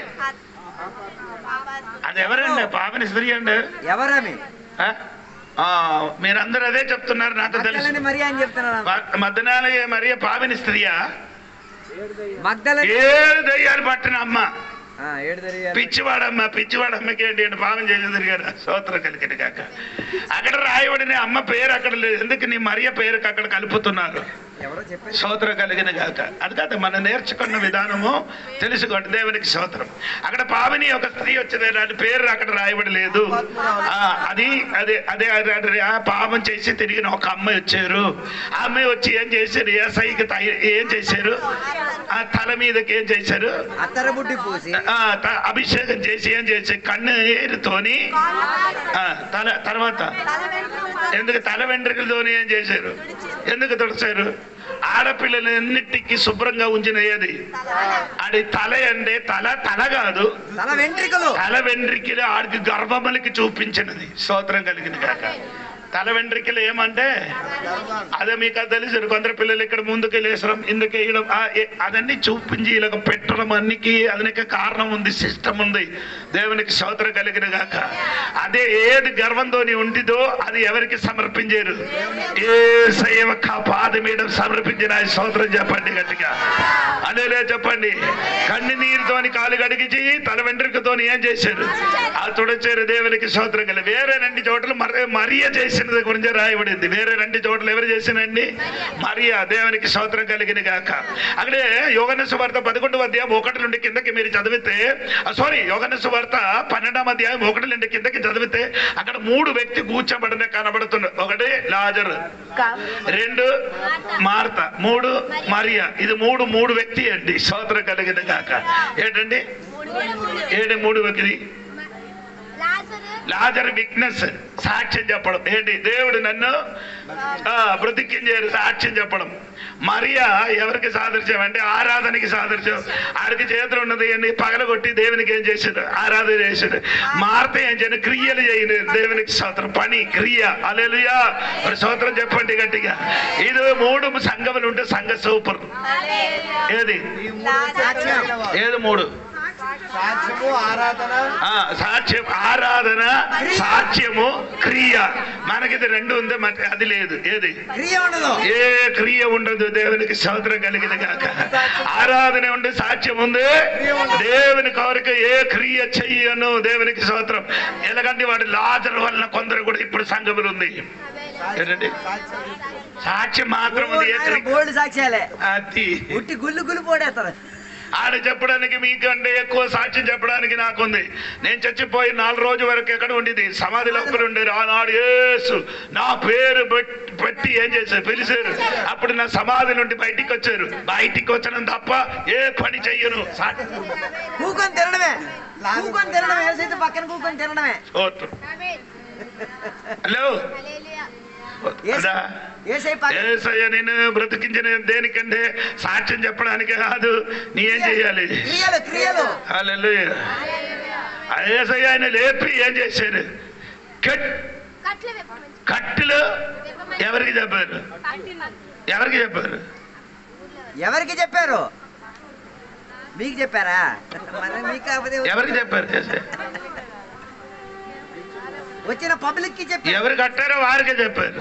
అవును కదా, వారే కట్టారు కదా. వారేం చేశారు? కట్టి ఎక్కడ పెట్టారు? ఆడ కట్టెల నుంచి విప్పి వచ్చారు, బయటలో వచ్చారు. కానీ బ్రతికి ఉన్నారు, నడవడానికి వీలు లేదు. ఎందుకు? కట్టు ఉన్నది. కొందరు ఎలాగ ఉంది ఇప్పుడు కూడా. దేవుడు లేపారు, నిలబడుతున్నారు, మాట్లాడుతున్నా, చెయ్యి కాలు పని చేయి. నీకే చెప్తున్నా, అంగవైల్యం వచ్చేసింది. అంగవైలం కాదు, చెయ్యగాలి కట్టితో నుండి దేవుడు బ్రతికించారు. నోటుతోని గలగల గలగలగలగ మాట్లాడదు, కానీ ఏం లేదు. చెయ్యితోని కాలితోని ఏం పని చేయలేదు. అందుకని యేసు ప్రభు చెప్పారు, వారు ఏం చేయాలి? కట్టు విప్పు. ఇంకటి బాకి చెప్పండి. కట్టు విప్పి ఆడు వెళ్ళిపోగును గాక. స్తోత్రం. యేసు నిన్ను లేపితే, కట్టు విప్పితే నీ ఇంకేం చేయాలి? క్రియలు చేయాలి, నడవాలి. దేవునికి స్తోత్రం కలిగిన కాక. కొందరు యేసు మరణములు లేపి కట్టు విప్పారు, కానీ ఇప్పుడు కూడా నడవకుండా ఉన్నారు. యేసయ్య కోసం నడవడా? నా దేవునికి స్తోత్రం కలిగిన కాక. ఇంకొక అమ్మకి యేసు ప్రభు లేపారు. అవును కదా? అవునా? అవును కదా? స్తోత్రం కలిగిన ఎవరు? ఆ కుమారుడికి యేసయ్య ఏం చేశారు? లేపిన తర్వాత ఆ కుమారుడు ఏం చేశారు? చెప్పండి. 9 ఉన్న కుమారుడు లేపిన తర్వాత కుమారుడు మాట్లాడింది. దేవునికి స్తోత్రం. నీ నడవాలి, లేపిన తర్వాత నీ మాట్లాడాలి. స్తోత్రం కలిగిన కాక అలాగే చెప్పండి. అది మాత్రం కాదండి. లూకా సువార్త 7వ అధ్యాయంలో యాయిరోసు కుమార్తెకి దేవుడు లేపిన తర్వాత కుమార్తెకి దేవుడు ఏం చెప్పారు? ఆడికి ఆగాలి అంటే తిన్నడా నువ్వు లేపిన తర్వాత నీ మరణము లేపిన తర్వాత తిన్నాది. మరణము లేపిన తర్వాత నీ ఏం చెయ్యాలి? దేవుని మాట్లాడాలి. మరణము లేపిన తర్వాత నడవరా. ఓ దేవునికి స్తోత్రం కలిగింది గాక. కొందరు దేవుడు మరణం నుంచి మమ్మల్ని కూడా దేవుడు ఎలాగ లేపారా లేదా? ఎక్కడ నుంచి? అదే ఎపిసోడ్ 2వ అధ్యాయము 2-3 వాక్యములను మరణము పాపములు ఏమైంది? చనిపోయిన వాడు దేవుడు మమ్మల్ని ఏం చేశారు? లేపారు. దేవునికి స్తోత్రం. దేవుడు నిన్ను లేపిన కాబట్టి లేచిన వాడు తినండి. లేచిన వాడు తినేలా స్తోత్రం. లేపిన వాడు ఏం చేయాలి? తినడం మాత్రం మాట్లాడండి. లేపిన వాడు ఏం చేయాలి? మాట్లాడిన చాలదు. దేవుని కొరకు ఏం చేయాలి? నడవండి. మరి గట్టిగా చెప్పలు కూడా దేవుని స్తోత్రం. స్తోత్రం. ఇప్పుడు నేను చెప్పుకొని వచ్చినది దేవుని బిడ్డలారా, లాజరు లేపారు కానీ ఏం చేయరు? మాట్లాడకుండా ఏసై కోసం కూర్చున్నారు. కొందరు ఎలాగా ఏసై లేపారు కూర్చోడా. ఎక్కడ విందులు కూర్చోడం. మరియా ఏం చేశారు? ఆరాధన. ఆడే చేతులున్నా అద్దరగుట్టి ఏం చేశారు? పగలగొట్టారు. ఏం చేశారు? ఏసై తల మీద వేసి ఏం చేశారు? అభిషేకం చేసి స్తోత్రం కలిగిన కాక ఇల్లందా స్తోత్రం కలిగిన కాక. మరి గట్టిగా ఇప్పుడు కూడా కొందరు అది పట్టుకొని తిరుగుతున్నారు. ఇప్పుడు కూడా కొందరు ఏం చేస్తున్నారు? వాసన ఉన్న కొన్ని నూనె పట్టుకొని తిరుగుతున్నారు. ఏం చేయరు? పగలగొట్టరు. ఎందుకు పగలడు? ఏసైకి కనిపించలేదు అందుకని. అది ముఖాముఖిగా ఏసై దర్శనం రాలేదు. ఏసయ్య దర్శనం నీకు కనబడితే ఏది కుప్పి అయిన విలువ ఎన్నో ఏమంటే అంటే ఈ అమ్మ ఒక సంవత్సరం కష్టార్జితం, ఒక సంవత్సరం పని చేసి సంపాదించిన డబ్బుతోని స్తోత్రం. ఒక రోజు దినారు, ఒక్క దినారు ఏంటంటే ఒక రోజుకి ఏమండి? దినారు. ఒక రోజుకి ఏమైందండి? దినారు. అలాగంటే 3 అంటే యూదుల కంటే ఎంత దినారు దొరుకుతుంది? మనకు 365. వారికి ఎంత ఉంది? 300 దినాలే. దేవునికి స్తోత్రం. అది అమ్మ అందే ఉంది. అది ఎవరికి? ఏసైకి సమర్పించింది. అందరి మట్టి కలిగిన ఇది మట్టి తీసేదాన్ని ఏమంటారు? కొందరు పారే. ఎటు తీస్తారు అటే పోతుంది. అలాగే తీయడం మాత్రం తెలుసు. అప్పుడు కాదు, ఎప్పుడు ఇలాగ తీసుకొనే ఉంటాం. పారే ఎలాగ ఎప్పుడు ఇక్కడ కాస్త తీయడం కాదు, అక్కడికి పోతుంది. పారతో మన్ను తీసేస్తే ఎవరి కాడికి? కొందరు తీయడానికి మాత్రం తెలుసు. ఎంత అన్ని తీయడానికి స్తోత్రం. తిరిగి దేవునికి ఇచ్చేది లేదు. అందరూ ఇక్కడ లేనట్టుగా ఉంది. నేను ఒంటరిగా ఉంటాను. ఇచ్చిపుచ్చు విషయం చెప్తే అందరికీ స్తోత్రం రాదు. స్తోత్రం కలిగింది కాదు. ఇది దేవునికి ఇచ్చినది అన్నిటికీ వాసన ఉందండి. అవునా? అవునా ఉందా? మరి ఇచ్చే దేనికి ఏముంది? వాసన ఉంది. స్తోత్రం కలిగిన కాక. అది మాత్రం కాదండి. మక్కదోని సంఘము పౌలు గారికి పంపించిన మాసలు అదే మక్కదోని మాసలోని ఒకటే అండి. మాసలోని సంఘ బిడ్డలు పౌలు గారికి పంపించారు. ఫిలిప్పీ గ్రంథములు 4:17-18 తరగతి పంపించిన సుగంధి ద్రవ్యము. సుగంధి ద్రవ్యం కాదండి, చదవండి. వారు పంపించిన ఇచ్చుపుచ్చు విషయము లేదా? బైబిల్ లేదా? ఫిలిప్పీ 4:17-18 సమృద్ధి కలిగి ఉన్నాం. మీరు పంపిన వస్తువులు యపోద్రీతి వలన పుచ్చుకొని ఏమీ తక్కువ లేక ఉన్నాను. అవి మనోహరమైన సువాసన, దేవునికి ప్రీతికరమును ఇష్టమైన. పంపించిన అదేంటి సాధనం? వస్తువు అంటే పైన ఇచ్చి పుచ్చు విషయం. అవును కదా? ఉందా? కింద పైన అవునయ్య. ఫిలిప్పీయులారా, సువార్తను నేను బోధింపనారంభించి మాసిదోనియాలో నుండి వచ్చినప్పుడు ఇచ్చు విషయములోను పుచ్చుకొను విషయములోను మీరు తప్ప మరి ఏ సంఘము వారును నాతో పాలివారు కాలే. అది ఎవరిచ్చారు? పిలిపిలు ఉన్నప్పుడు మాసలోని సంఘ బిడ్డలు ఏం చేశారు? అది ఎలాగా ఉండినప్పుడు ఇచ్చారు? వాళ్ళు లేనితనములో పేదరిత్వం ఉంటారు. ఎలాగంటే పేదరిత్వము నిరుగా ఉండినప్పుడు విక్రమపురం గారికి ఓట ఉంది, విక్రమపురానికి ఓట ఉంది, మామిడి తోట ఉంది, తర్వాత ఆ బండి ఉంది, అన్నీ ఉంది. అంటే ఇచ్చిపుచ్చి మాత్రం లేదు. దాన్ని బట్టి ఆడికి వాసన లేదు. ఎవరు స్తోత్రం చెప్పలేకపోతే రాయగడ పిల్లలు గట్టిగా స్తోత్రం చెప్పండి. స్తోత్రం కలిగిన కాక. ఇచ్చిపుచ్చి విషయములు వారి పంపించిన డబ్బు దేవుడి దృష్టిలో ఎలాగ ఉంది? సువాసన కలిగినది. అది ప్రీతికరమైనను, అది సువాసన కలిగినది, ప్రీతి కలిగినది యాగం. స్తోత్రం. నీ ఇచ్చిన దేవునికి ఇచ్చిన ఒక్కొక్క రూపాయి ఉంది కదా, అది ప్రియకరమైనది. స్తోత్రం. సువాసన కలిగినది, ఇష్టమైన హల్లెలూయా. స్తోత్ర కలిగిన గాక. ఒకడు రిటైర్మెంట్ అయింది ఏంటి? ఉద్యోగం నుంచి రిటైర్మెంట్ ఇది. అప్పుడు ఆ కాలం అది చెప్తే మీకు కొందరికి తెలుసు, అందుకని ఎక్కడ ఏది అని చెప్పలేదు. స్తోత్రం. ఆయనకి దొరికింది ఆనాడు, ఆయనకి దొరికింది అంటే 95, 96లో ఆయనకి దాదాపు 8 లక్షలు దొరికింది. ఎన్ని దొరికిందండి? 8 లక్షలు దొరికినప్పుడు ఆడి విశ్వాసే. 8 లక్షలు దొరికినప్పుడు ఆడేం చెప్పారంటే తెలుసా? కాணிకలు ఇవ్వకుండా ఆడేం చెప్పారంటే తెలుసా? ఎవరికి కాணிకలు? పాస్టర్ గారికి, సంఘానికి కాணிకలు ఇవ్వకుండా ఆడు చెప్పారండి, అందరికి భోజనం పెట్టారట. ఏం పెట్టారు? స్తోత్రం. నీకెవరు చెప్పారు రా భోజనం పెట్టడానికి? కొందరు కాணிకలు దొరికితే దశమాంతో ఏం చేస్తున్నారు? విందు పెట్టేస్తారు. విందు పెడుతుంది. ఇంటికి 2 చర్చికి 2 ఫాను ఊచడానికి ఇక్కడ దశమాగం అదో చేస్తే దేవుడు 10 పైసకి వాసన ఉండరు. రోజు 10 పైసకి అది మంచి యాగంగా ఉండదు. స్తోత్రం కలిగిన కాక. దశమభాగంగా ఎవరికి ఇవ్వాలి? స్తోత్రం. ఎవరికి ఇవ్వరు. స్తోత్రం. ఆడు చెప్పారండి, నా తమ్ముడు పాస్టర్ అట, నా తమ్ముడు ఆయనకి ఇచ్చారట. లాజిక్ బిజినెస్ డీల్ గట్టిగా స్తోత్రం. అంటే బయట పాస్టర్కి వెళ్ళిపోతే నష్టం కలిగి అబ్రహాము దేవుడికే మోసం చేస్తాడు. ఎలాగ ఇవ్వాలంటే నేను చెప్తానండి. అబ్రహాము యుద్ధం చేసి గెలిచి వచ్చినప్పుడు ఎవరు వచ్చారు? అబ్రహాముకి ఎదిరించి ఎవరు వచ్చారు? సాలెం రాజు వచ్చినప్పుడు సాలెం రాజుడు అబ్రహాముకి ఏమిచ్చారు? ఏమిచ్చారు? సాలెం రాజు మల్కీసెదెక్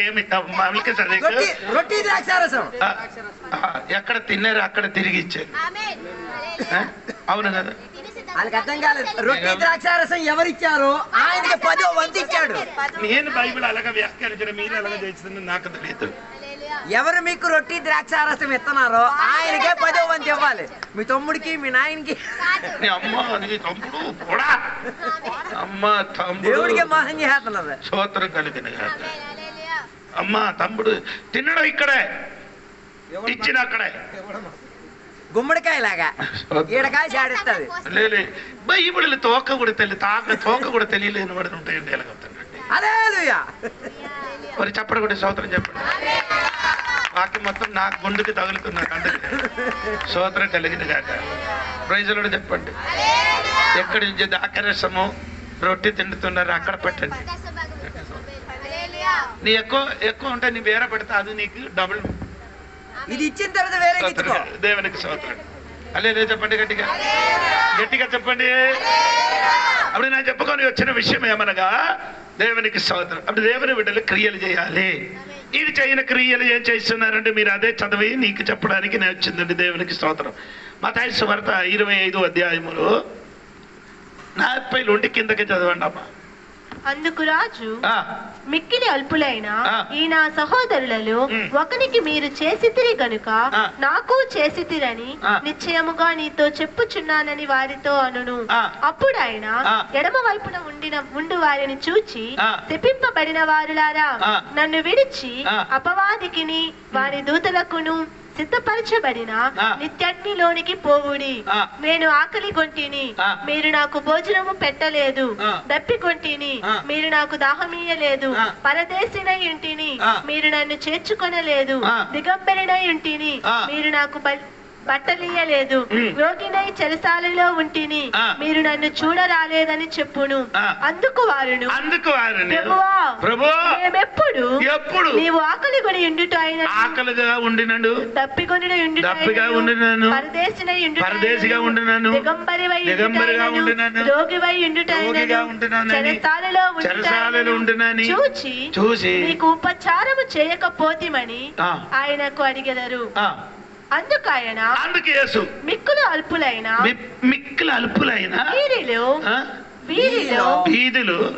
వీరిలో ఒకరికైనను మీరు ఇలాగూ చేయలేదు కనుక నాకు చేయలేదని స్తోత్రం చెప్పండి. అప్పుడు ఇశ్రాయేలు ప్రజలు ఏం చేసినది? దిగంబరిగా తినలేకుండా దాహంతోని తిరిగినప్పుడు వారికి ఈ కుటిపక్క ఎటం పక్కలు ఉన్నవాడు ఏం చేయలేనప్పుడు కుటిపక్క ఉన్నవాడు ఏం చేశారండి? అన్ని ఉపచారం చేశారు. స్తోత్రం అల్లెలే చెప్పండి. వారికి చేయనదన్నీ నాకు చేసినట్టుగా, ఎవరికి? యేసు ప్రభువుకి చేసినట్టుగా. స్తోత్రం చెప్పాలి. అందుకే ఎవరు గట్టిగా స్తోత్రం చెప్పండి. అందుకే వీధి వీధి మీద ఎవరైనా అలాగంటి వారు ఉంటే వారికి బట్టలు ఇచ్చింది దేవునికి స్తోత్రం. నేను టిఫిన్ తినడానికి రాయడానికి వెళ్ళినప్పుడు రైల్వే స్టేషన్ ఆపోజిట్ గా ఒక మనుషుడు ఏం చేశారంటే, ఏ బట్టలు లేదండి, ఎలాగ ఉంటారు. నాకు అది చూసినప్పుడు సహించలేదు, తినడానికి వెళ్ళిన డబ్బు లేదు అని ఏదైనా వెంటనే టిఫిన్ తినకుండా నేను అక్కడికి వెళ్ళిన అతను నన్ను పిలిచిన, అయ్యారు నీ చేసిన తప్పు, ఈయనకి ఏం చేసినా కానీ ఇది ఇప్పుడు నీ వేస్తాను, అరగంటల తర్వాత ఇది మొత్తం తీసివేసి ఆడాలిగా ఉంటామని.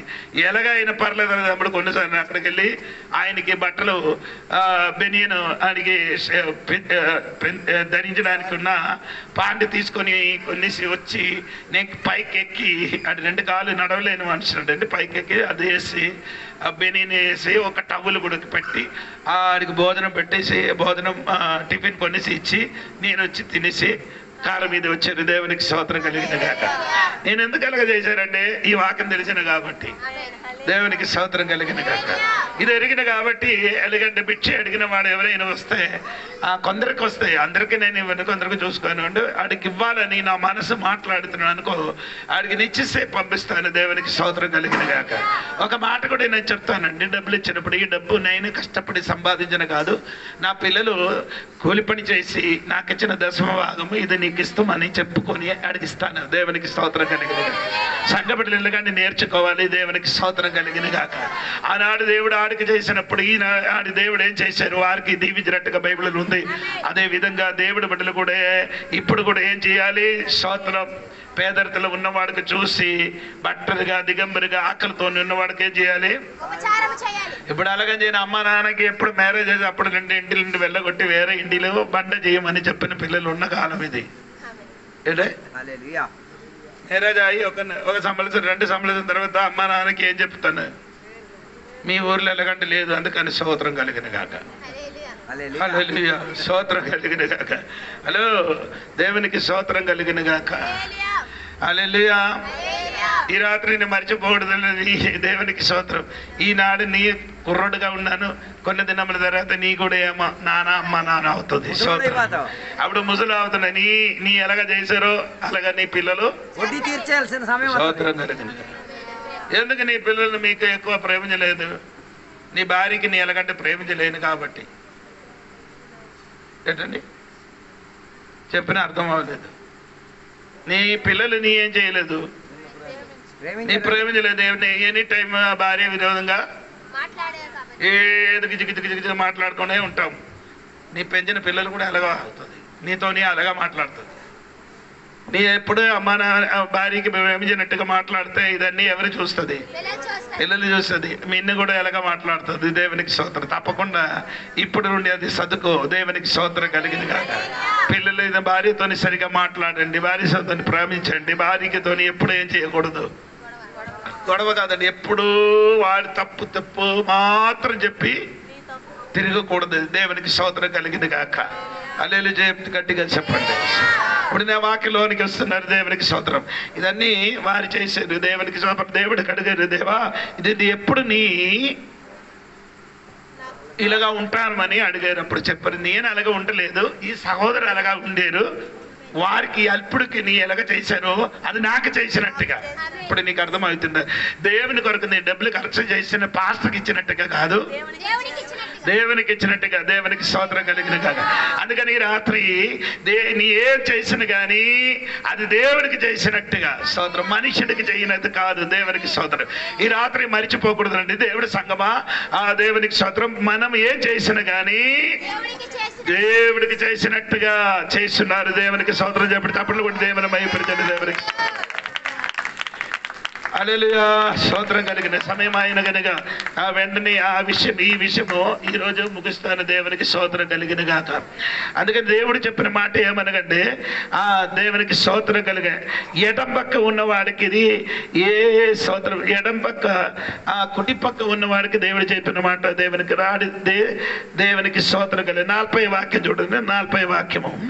అందుకు రాజు మిక్కిలి అల్పులైన ఈ నా సహోదరులలో ఒకనికి మీరు చేసితిరి కనుక నాకు చేసితిరని నిశ్చయముగా మీతో చెప్పుచున్నానని వారితో అనును. అప్పుడు ఆయన ఎడమ వైపున ఉండిన వారిని చూచి, శపింపబడిన వారులారా. ఎడం పక్క ఉన్న వారికి దేవుడు చెప్పుతున్నారు ఏంటంటే, శపింపబడిన వాడా, నన్ను విడిచి అపవాదికిని వాని దూతలకిని సిద్ధపరిచిన నిత్య అగ్నిలోనికి పోమని చెప్పారు. దేవునికి స్తోత్రం కలిగిన కాక. ఈడు చేయన క్రియను బట్టి ఆడ అక్కడికి వెళ్ళిపోయారు. దేవునికి స్తోత్రం కలిగిన కాక. ఎవరండి? ఎడం పక్క ఉన్నవాడికి దేవునికి స్తోత్రం కలిగిన కాక. ఆ ఎడం పక్క ఉన్నవాడికి దేవుడు ఎలాగ పిలిచారండి? శపింపబడిన వాడా. దేవునికి స్తోత్రం. యేసు ఈ లోకములు సంచరించిన శపింపబడిన 2 సారి మాత్రమే నేను చూశాను. 3 సారి ఉంటే నీ చెప్తే నేనైతే నమ్ముతావు. ఒకటి అంజూరపు చెట్టు దగ్గరికి వెళ్ళి ఏం చేశారు? శపించారు. దేవునికి స్తోత్రం కలిగిన కాక. ఎందుకు ఆ చెట్టుకి శపించారంటే, ఆ చెట్టుకి ఏం లేదు, ఫలం లేదు. ఆకలి ఉంది, ఫలం లేదు. అందుకని దేవుడు ఆ చెట్టుకి ఏం చేశాడు? ఎందుకు ఆ చెట్టుకి శపించిన ఇంకొక కారణం ఉంది. అన్ని చెట్టుకి దేవుడు ఏం చేయలేదు? శపించలేదు. అన్ని చెట్టుకి దేవుడు ఏం చేయలేదు. ఎందుకు ఈ చెట్టుకు మాత్రం శపించారు? ఆ చెట్టు అక్కడ నిలబడుతున్నారు తావ పక్క. దేవునికి స్తోత్రం. అదే ఒక చెట్టు తోట లోపల ఉండింది కదా, ఒక చెట్టు అంజూరుపేట. అదే చెట్టు అంజూరుపేట తోట ఎన్ని సంవత్సరం ఉండింది? 4 సంవత్సరం ఉండింది. దేవుడు 1 సంవత్సరం కూడా ఎక్కువ దొరికింది కదా. కానీ ఆ చెట్టుకి దేవుడు ఏం చేయలేదు? శపించాడు. ఎందుకలా? తోటములు ఉన్న కాబట్టి. ఆయన అర్థం అంటే ఈ చెట్టు కిందకి దేవుడు శపించారంటే అది త్రోవ పక్క ఉన్న కాబట్టి. దేవునికి స్తోత్రం. తోట లోపల ఉంటే నీకు సమయం ఎక్కువ దొరుకుతుంది. నేను ఎవరికి చెప్తున్నారంటే తెలియదండి. తోటం అంటే దేవుడి సంఘం అండి. సంఘం లోపల ఉండే నీకు ఎక్కువ సమయం ఏంటి? క్షమాపణ ఎక్కువ దొరుకుతుంది. నీ బయటి నుండి అనుకో అది. అందుకని దేవుడు ఆ తోటానికి ఆ అంజూరపు చెట్టుకి ఏం చేశారు? శపించారు. దేవునికి స్తోత్రం. రెండవది దేవుడు శపించిన వాడికి ఎవరికి పిలిచారు? దేవునికి స్తోత్రం కలిగింది కాక. ఎటం పక్కే ఉన్న వారికి దేవుడు ఏం చేశారు? శపించారు. నేను పౌలు గారు శపింపబడిన వాడికి గురించి చెప్పుతున్నారండి. అదే మీరు మొదటిది కొరింథీ పత్రిక 16 వాక్యం ఒకసారి చూడండి. మొదటి కొరింథీ పత్రిక 16 వాక్యం చూడండి. ప్రభువైన యేసుక్రీస్తు కృప మీకు తోడయుండును గాక. క్రీస్తు యేసునందలి నా ప్రేమ మీ అందరితో ఉండును గాక. 22 ఎవడైనను ప్రభువును ప్రేమింపకుంటే వాడు శపింపబడును. ప్రభువును ప్రేమింపకుండా ఉండి వాడేరండి శపింపబడిన గాక. దేవునికి స్తోత్రం. అనాథమా అని గ్రీకు భాషలో ఉంది. ఏంటండి అనాథమ? అనాథమ అంటే శపింపబడిన వాడు. ఎవరంటే యేసయ్యకు ప్రేమించలేని వాడు అందరూ. గట్టిగా చెప్పండి. యేసయ్యకు ప్రేమించలేని వాడు అందరూ శపింపబడిన వాడు. రెండవది మాట మీరు చూడండి 22. ఎవడైనను ప్రభువును ప్రేమింపకుంటే వాడు శపింపబడును గాక. ప్రభువు వచ్చుచున్నాడు. స్తోత్రం కలిగిన గాక. అక్కడ గ్రీక్ భాషలో ఉండినట్టుగా నేను అనుకున్నారు. దేవునికి స్తోత్రం. ఒక్క గుంపులు ఏమంటే యేసయ్యా మారో నాది అని చెప్పినప్పుడు ఇంకొక గుంపు ఏం చెప్తున్నారండి? శపింపబడిన గాక. స్తోత్రం. ఎవరండి శపింపబడిన వాడు? ఎవరండి శపింపబడిన వాడు? ద్వితీయోపదేశ కాండము 28 అధ్యాయం 2వ వాక్యం చూడండి. ద్వితీయోపదేశ కాండము 28 వాక్యం 2వ వాక్యం చూడండి. నీవు నీ దేవుడవైన యెహోవా మాట వినిన ఎడల ఈ దీవెనలన్నీ నీ మీదకి వచ్చి నీకు ప్రాప్తించును. ఈ మాట వినిన ఎడల ఈ దీవెనలన్నీ నీ మీదకి వచ్చి. నీ మాట ఎలాగని, నీ బైబిల్ ఎలాగని, నా బైబిల్ ఎలాగని, ఈ మాట విని దాని ప్రకారం అనుసరించిన వాడు దీవింపబడుతుంది. స్తోత్రం. ఈ మాట వినలేని వాడు ఏమవుతుంది? శపింపబడిన. 13వ వచనం 15. నేను నేడు నీకు ఆజ్ఞాపించు ఆయన సమస్తమైన ఆజ్ఞలను కట్టడలను నీవు అనుసరించి నడుచుకొనవలెనని నీ దేవుడైన యెహోవా సెలవిచ్చిన మాట వినని ఎడల ఈ శాపములన్నీ నీకు సంభవించు. ఒకటి వింటే దీవెన, వినలేకపోతే స్తోత్రం. వినడం మాత్రం కాదు, వినాలి, అనుసరించాలి. ఓకే, ఇంక లేదు విన్నేరు అనుసరించలేకపోతే ఈ శాపం మొత్తం నీ తల మీదకి వస్తుంది. దేవునికి స్తోత్రం. గట్టిగా స్తోత్రం చెప్పండి, గట్టిగా. అవి ఎడపక్క ఉన్న వాడికి దేవుడు ఎలాగ పిలిచారండి? శపింపబడిన వాడు అని పిలిచారు. దేవునికి స్తోత్రం. ఇన్ని కుడి పక్క ఉన్న వారికి దేవుడు ఎలాగ పిలిచారంటే 40 వాక్యములు ఉంది. అప్పుడు రాజు తన కుడి వైపున ఉన్న వారిని చూచి, నా తండ్రి చేత ఆశీర్వదింపబడిన వారులారా రండి, లోకము పుట్టినది మొదలుకొని మీ కొరకు సిద్ధపరచబడిన రాజ్యమును స్వతంత్రించుకొనుడి. స్తోత్రం కలిగిన గాక. నేను 45వ వాక్యం చదవమ్మా. అందుకైన మిక్కిలి అల్పులైన వీరిలో ఒకనికైనను మీరు ఇలాగూ చేయలేదు గనుక నాకు చేయలేదని మీతో నిశ్చయముగా చెప్పుచున్నానని వారితో అనును. చెయ్యని వారు, చెయ్యలేని వాడు, దేవునికి ఎడం పక్క ఉన్నవాడు ఎడం చెయ్యలేనివాడు, కుడి పక్క ఉన్నవాడు చేసినవాడు. ఆ చేసిన వాడు ఎక్కడికి వెళ్ళారండి? దేవుడు సిద్ధపరిచిన రాజ్యములకి వెళ్ళారు. అంటే చేయలేని వాడు ఎక్కడికి వెళ్ళారు? 46వ వాక్యం. వీరు నిత్య శిక్షకును, నిత్య శిక్షకును, నీతిమంతులు నిత్య జీవమున. ఆమె చెప్పండి గట్టిగా. చెయ్యలేని వాడు నిత్య శిక్షకి వెళ్ళినప్పుడు చేసిన వాడు నిత్యమైన రాజ్యములకు ప్రవేశిస్తున్నారు. ఒక గట్టిగా స్తోత్రం చెప్పాలి. దేవుడు నీకు తెరికి ఇచ్చిన సమయంలో ఆయుష్ను బట్టి, సమయాన్ని బట్టి దేవుని కొరకు నీ ఏదైనా చెయ్యండి. చేసినప్పుడు ఒక దినములు దేవుడు నిన్ను పిలిచి ఇది ఏ విధంగా ఆశీర్వదింపబడుతుంది. దేవునికి స్తోత్రం కలిగిన గాక. గట్టిగా దేవునికి స్తోత్రం చెప్పండి.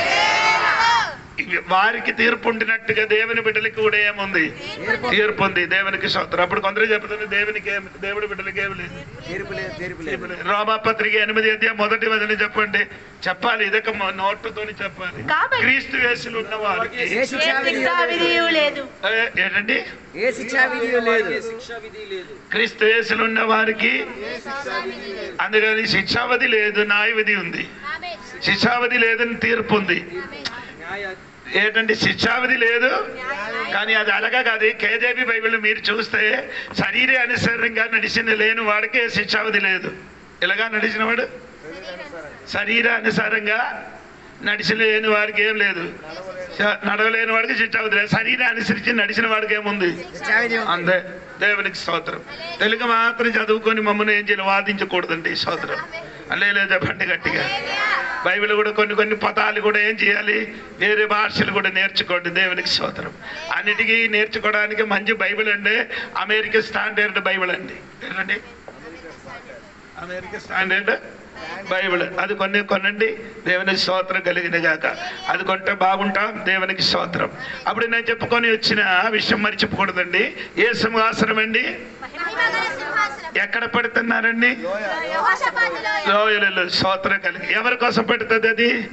ఇశ్రాయేలులో చుట్టుపక్కల ఉన్న అన్నిలకు దేవునికి స్తోత్రం కలిగిన గాక. ఎందుకలగా తీర్పు చేస్తుండే?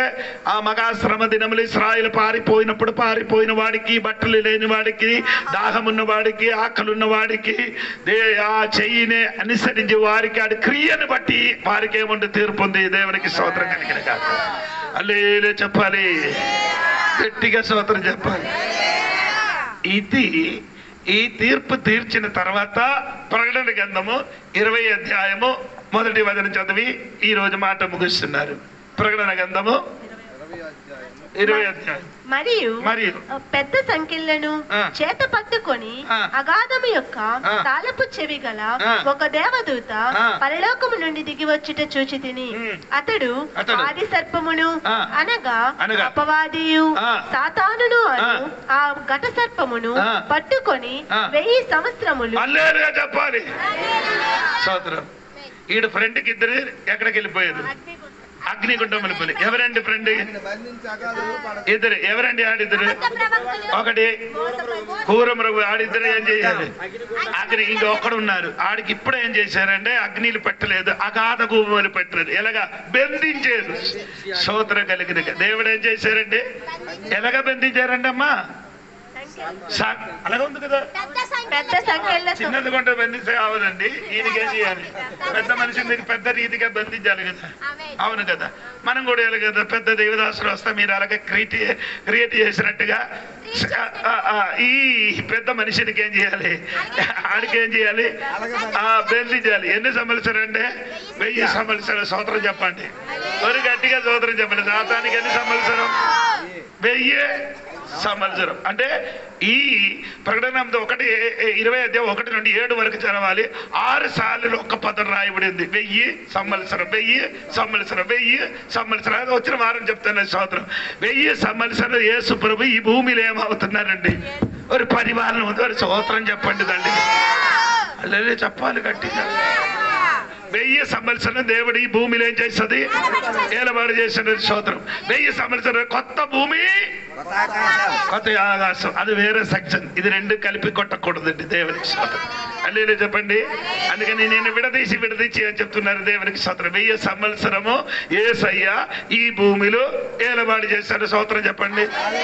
ఆదాము ఈ భూమిలో ఎన్ని సంవత్సరం బ్రతికారు? కనసారి చెప్పండి. ఆదాము 930 సంవత్సరం. అల్లే చెప్పండి. అప్పుడు ఎన్ని రోజు ఏదైనా తోటలో ఆడి ఉండిపోయారు? ఒక్క రోజు కూడా లేదు. ఎలాగా లేదని అయ్యగారు చెప్తున్నారు. ఒక దినము గడిచిన 90. నేను 90 కీర్తనము 3వ వాక్యమే చెప్తున్నారు. చదవండి. ఇది వినలేని వాడు ఉన్నారు కదా. 91 వేరే. 3-4. నీవు మనుషులను మంటికి మార్చుచున్నావు, నరులారా తిరిగి రండని నీవు సెలవిచ్చుచున్నావు. నీ దృష్టికి 1000 సంవత్సరం గతించిన నిన్నటి వలే ఉన్నారు. ఆయన అర్థమండి గతించిన నిన్నటి ఒక రోజు వలన ఉన్నారట. ఒక సంవత్సరం చెప్పండి. కొందరు చెప్పండి యేసు ప్రభు దేవుడు చెప్పు ఆదాము వృషఫలం తిన్నారు చచ్చిపోయారు. ఎంత అబద్ధం చెప్తున్నారు. మళ్ళీ అధ్యాయంలో చదువు ఆదాము బ్రతికి ఉండినట్టుగా చెప్తున్నారు. దేవుడు చెప్పినప్పుడు ఏమైంది? ఆత్మీయంగా చచ్చిపోయాడు. సంవత్సరం చెప్పండి. నీకు ఆదాము అవ్వకి చాలా ఇష్టం అండి. ఆదాము అవ్వకి చాలా ఇష్టం. ఎందుకు ఇష్టం అండి? నీ అడగలేదే. ఎందుకు ఇస్తారంటే అవ్వ తిన్నది ఆదాము కూడా ఇచ్చారు. అందుకే మనోళ్ళు అయితే ఒంటరే అవ్వ తిన్నది. ఈ కాలం నుండి అవ్వ మొత్తం తింటాను తప్ప ఆదాముకి ఇచ్చే బాధ్యత ఉండదు. అందుకే ఆదాముకి కొంత ఇష్టం. దేవునికి స్తోత్రం కలిగి అది ఒక రోజు కూడా ఏం చేయలేదు. ఏమైనా ఒంటరికి తినడమే. ఎలా దిగిపోతుంది. నేను ఇక్కడ హోటల్కి వెళ్ళినప్పుడు 2 పిల్లలు వచ్చారు. ఏంట్రా ఇక్కడే వచ్చారండి? ఆడికి చెమ్మీన్ కావాలి. ఎందరా చెమ్మీన్? 180 రూపాయలట. ఏంటండి నూడిల్స్ నూడిల్స్ చమ్మిన్ అంటే చెప్తా, నీకు తెలియదు. నూడిల్స్ తినడానికి ఎక్కడ వచ్చారు? పార్వతి హోటల్కి వచ్చారు. 150కి తిని వచ్చారు. నేను కూడా కొన్నారు. ఎందుకంటే ఆ రోజు మనం ఏం తినలే, ఈ పిల్లల కోసం. నేను ఎలాగంటే పిచ్చి పిచ్చి పని ఏం చేయను. అంత డబ్బులు ఉంది, 150 ఉంది. 1 కేజీ చికెన్ కొనేసి శుభ్రంగా వేపేసి మనం అందరు తింటారు. సోదరం వీడికి ఏం చేశారు, 180 రూపాయలకి ఇద్దరు తింటే సంతోషం. అయ్యగారు కరెక్ట్ గా చెప్తున్నారు. దేవునికి అది తోడుగా ఉన్నా కాబట్టి స్తోత్రం కలిగిన దేవునికి స్తోత్రం కలిగి హల్లెలూయా చెప్పండి. నేను చెప్పుకొని వచ్చినదండి, ఆదాము ఒక రోజు ఏదైనా తోటలో ఉండలే. 190 ఇంకా 70 ఉంది. ఒక రోజు అదే భూమిలో ఆదాము సంతానము మనము 1000 సంవత్సరము ఈ భూమిలో ఏమవుతున్నది? మనకేంటి పని? 1000 సంవత్సరాలు మీకేం పని? నేనికి పని అదన్నీ ఏం చెప్తాను, నీకున్న పని. దేహాలు కాదు. దేవుడు పీతరు అడిగాడు దేవునికి, దేవా ఈ వల కిలా అన్ని విడిచిపెట్టి నీ తోడు కొత్త ఏం జరుగుతున్నాను అడిగినప్పుడు దేవుడు చెప్పారు, ఇశ్రాయేల్ 12 గోత్రములు సింహాసనములు కూర్చి మీరు ఇశ్రాయేలుకి ఏమవుతాడు? ఆమె చెప్పాలి కడితే ఈ వల అన్ని పెట్టి హల్లెలూయా ప్రైజ్ లార్డ్ చెప్పి డబ్బులు ఖర్చులే. అందుకని రాయడ పిల్లలందరూ డబ్బులన్నీ ఖర్చు పెట్టి ట్రైన్ వచ్చి దూకి ఇక్కడికి వచ్చి ఈ వాక్యం ఎందుకంటే తెలుసా, ఆనాడు దేవుడు నీకు సింహాసనములు కూర్చోబెట్టి ఒక్కొక్క రాజ్యములకి పరిపాలన చేయడానికి దేవుడు నీకు అధికారం ఇచ్చిన సమయం ఉంది. స్తోత్ర కలిగిన గాక. ఈ లోకములో ఉన్న రాజులే ఆమె చెప్పలేదు, గట్టిగా చెప్పలేదు. ఎందుకు ప్రైజ్ లార్డ్ చెప్పారు? 1 పీతరు 2వ అధ్యాయం 9 వాక్యములు మీరు ఎవరని చెప్పారు? అంధకారములను మేము చీకట్లుండి ఆశ్చర్యకరమైన తన వెలుగులోనికి మిమ్మును పిలిచిన వాని గుణాతిశయములను ప్రచురము చేయు నిమిత్తము ఏర్పరచబడిన వంశమును రాజులే. ఆమె చెప్పలేదా ఆ వాక్యం? ఇప్పుడు వరకు ఏమవలేదు. ఏది ఏర్పరిచిన వంశం? 2 రాజులైన అంటే ఇదేంటంటే ఇప్పుడు యాజకుడు ఉంది, మనం ఇప్పుడు ఏమవ్వలేదు, రాజులుగా మారలేదు. ఎప్పుడు అవుతారండి? 1000 సంవత్సరం భూమిని పరిపాలన చేసినప్పుడు మనము రాజుడుగా సింహాసనం కూర్చోబోతున్నారు. సోదర కలిగనగా అక్కడ కూర్చుని పిల్లల ముఖం చూడాలి. ఇప్పుడు రాజులుగా కూర్చుని ఇప్పుడు రాజులుగా కూర్చున్నాం నువ్వే దేవునికి సోదరు. ఆనాడు రాజులుగా కూర్చున్నప్పుడు నిన్ను చూడడానికి కూడా అందం ఉంది. ఏంటండి అంత తేజు. అందుకని కదా సాలోమోను గురించి మాట వినినప్పుడు ఎవరు వచ్చారు? శేబారాజు ఏం చేశారు? ఏం తెచ్చి వచ్చారు? కాணிకలు బట్టి. అలాగా బైబిల్ రాయబడి ఉంది, మన రాజుడుగా కూర్చున్నప్పుడు వేరే దేశంలో ఉన్నవాడు మమ్మల్ని చూడడానికి. హల్లెలూయా గట్టిగా స్తోత్రం చెప్పండి. హల్లెలూయా. రామరాజ్యం కాదు, ప్రేమరాజ్యం. అది 1000 సంవత్సరం. అందుకే ఆ రాజ్యం కోసం మనము సిద్ధపడాలి. దేవుడు అందరికి దీవించిన గాక.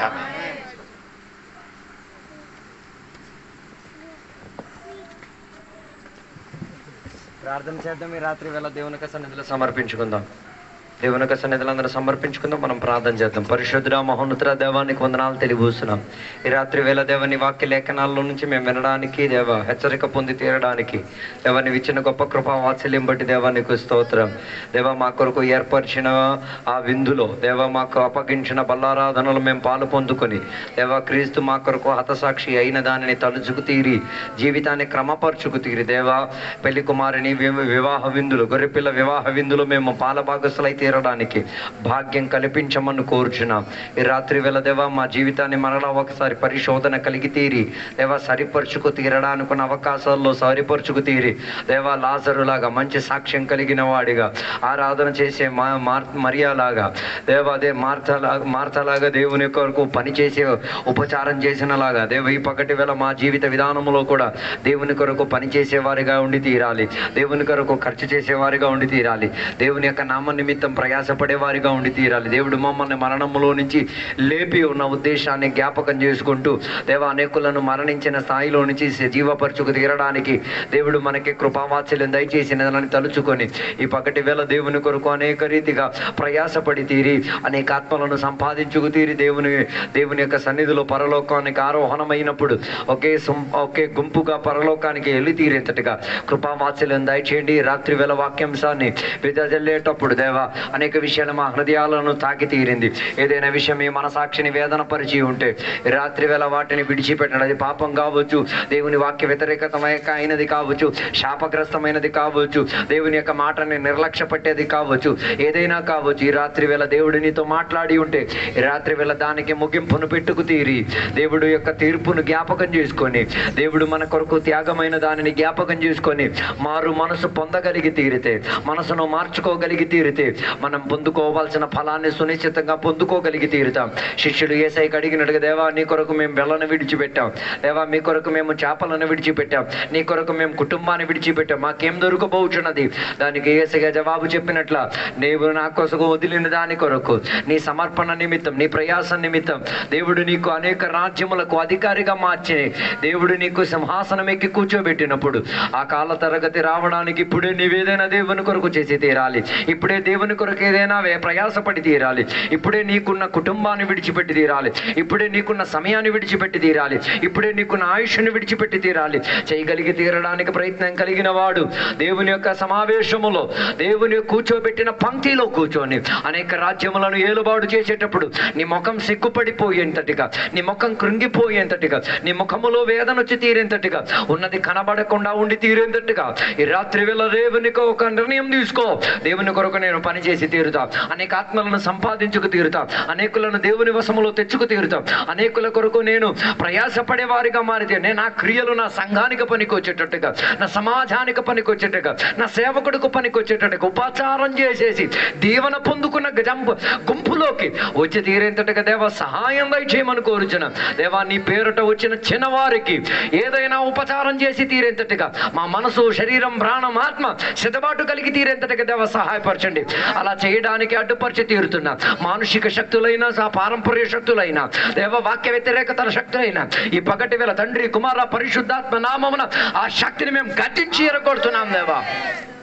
అందరూ దేవుని కొరకు పనిచేసేవారుగా, అందరూ దేవుని కొరకు ప్రయాసపడేవారుగా, అందరూ దేవుని సేవా పరిచయ నిమిత్తం ఖర్చు పెట్టేవారిగా మారి తీరేంతటిగా దేవ సహాయం దయచేయండి. అలాగైతే సునిశ్చితం పరలోకం మనకున్నది, పరలోక రాజ్యంలో వారసులం మనమే, మన జీవితమే పరలోకానికి అంకితమై ఉన్నది. దేవాల సహాయం చేసినందుకు స్తోత్రం. ఇంతసేపు వాక్యాన్ని బోధించిన సేవకులను దీవించిన స్తోత్రం. వాక్యం విన్న సంఘ బిడ్డలందరినీ కూడా దీవించిన స్తోత్రం.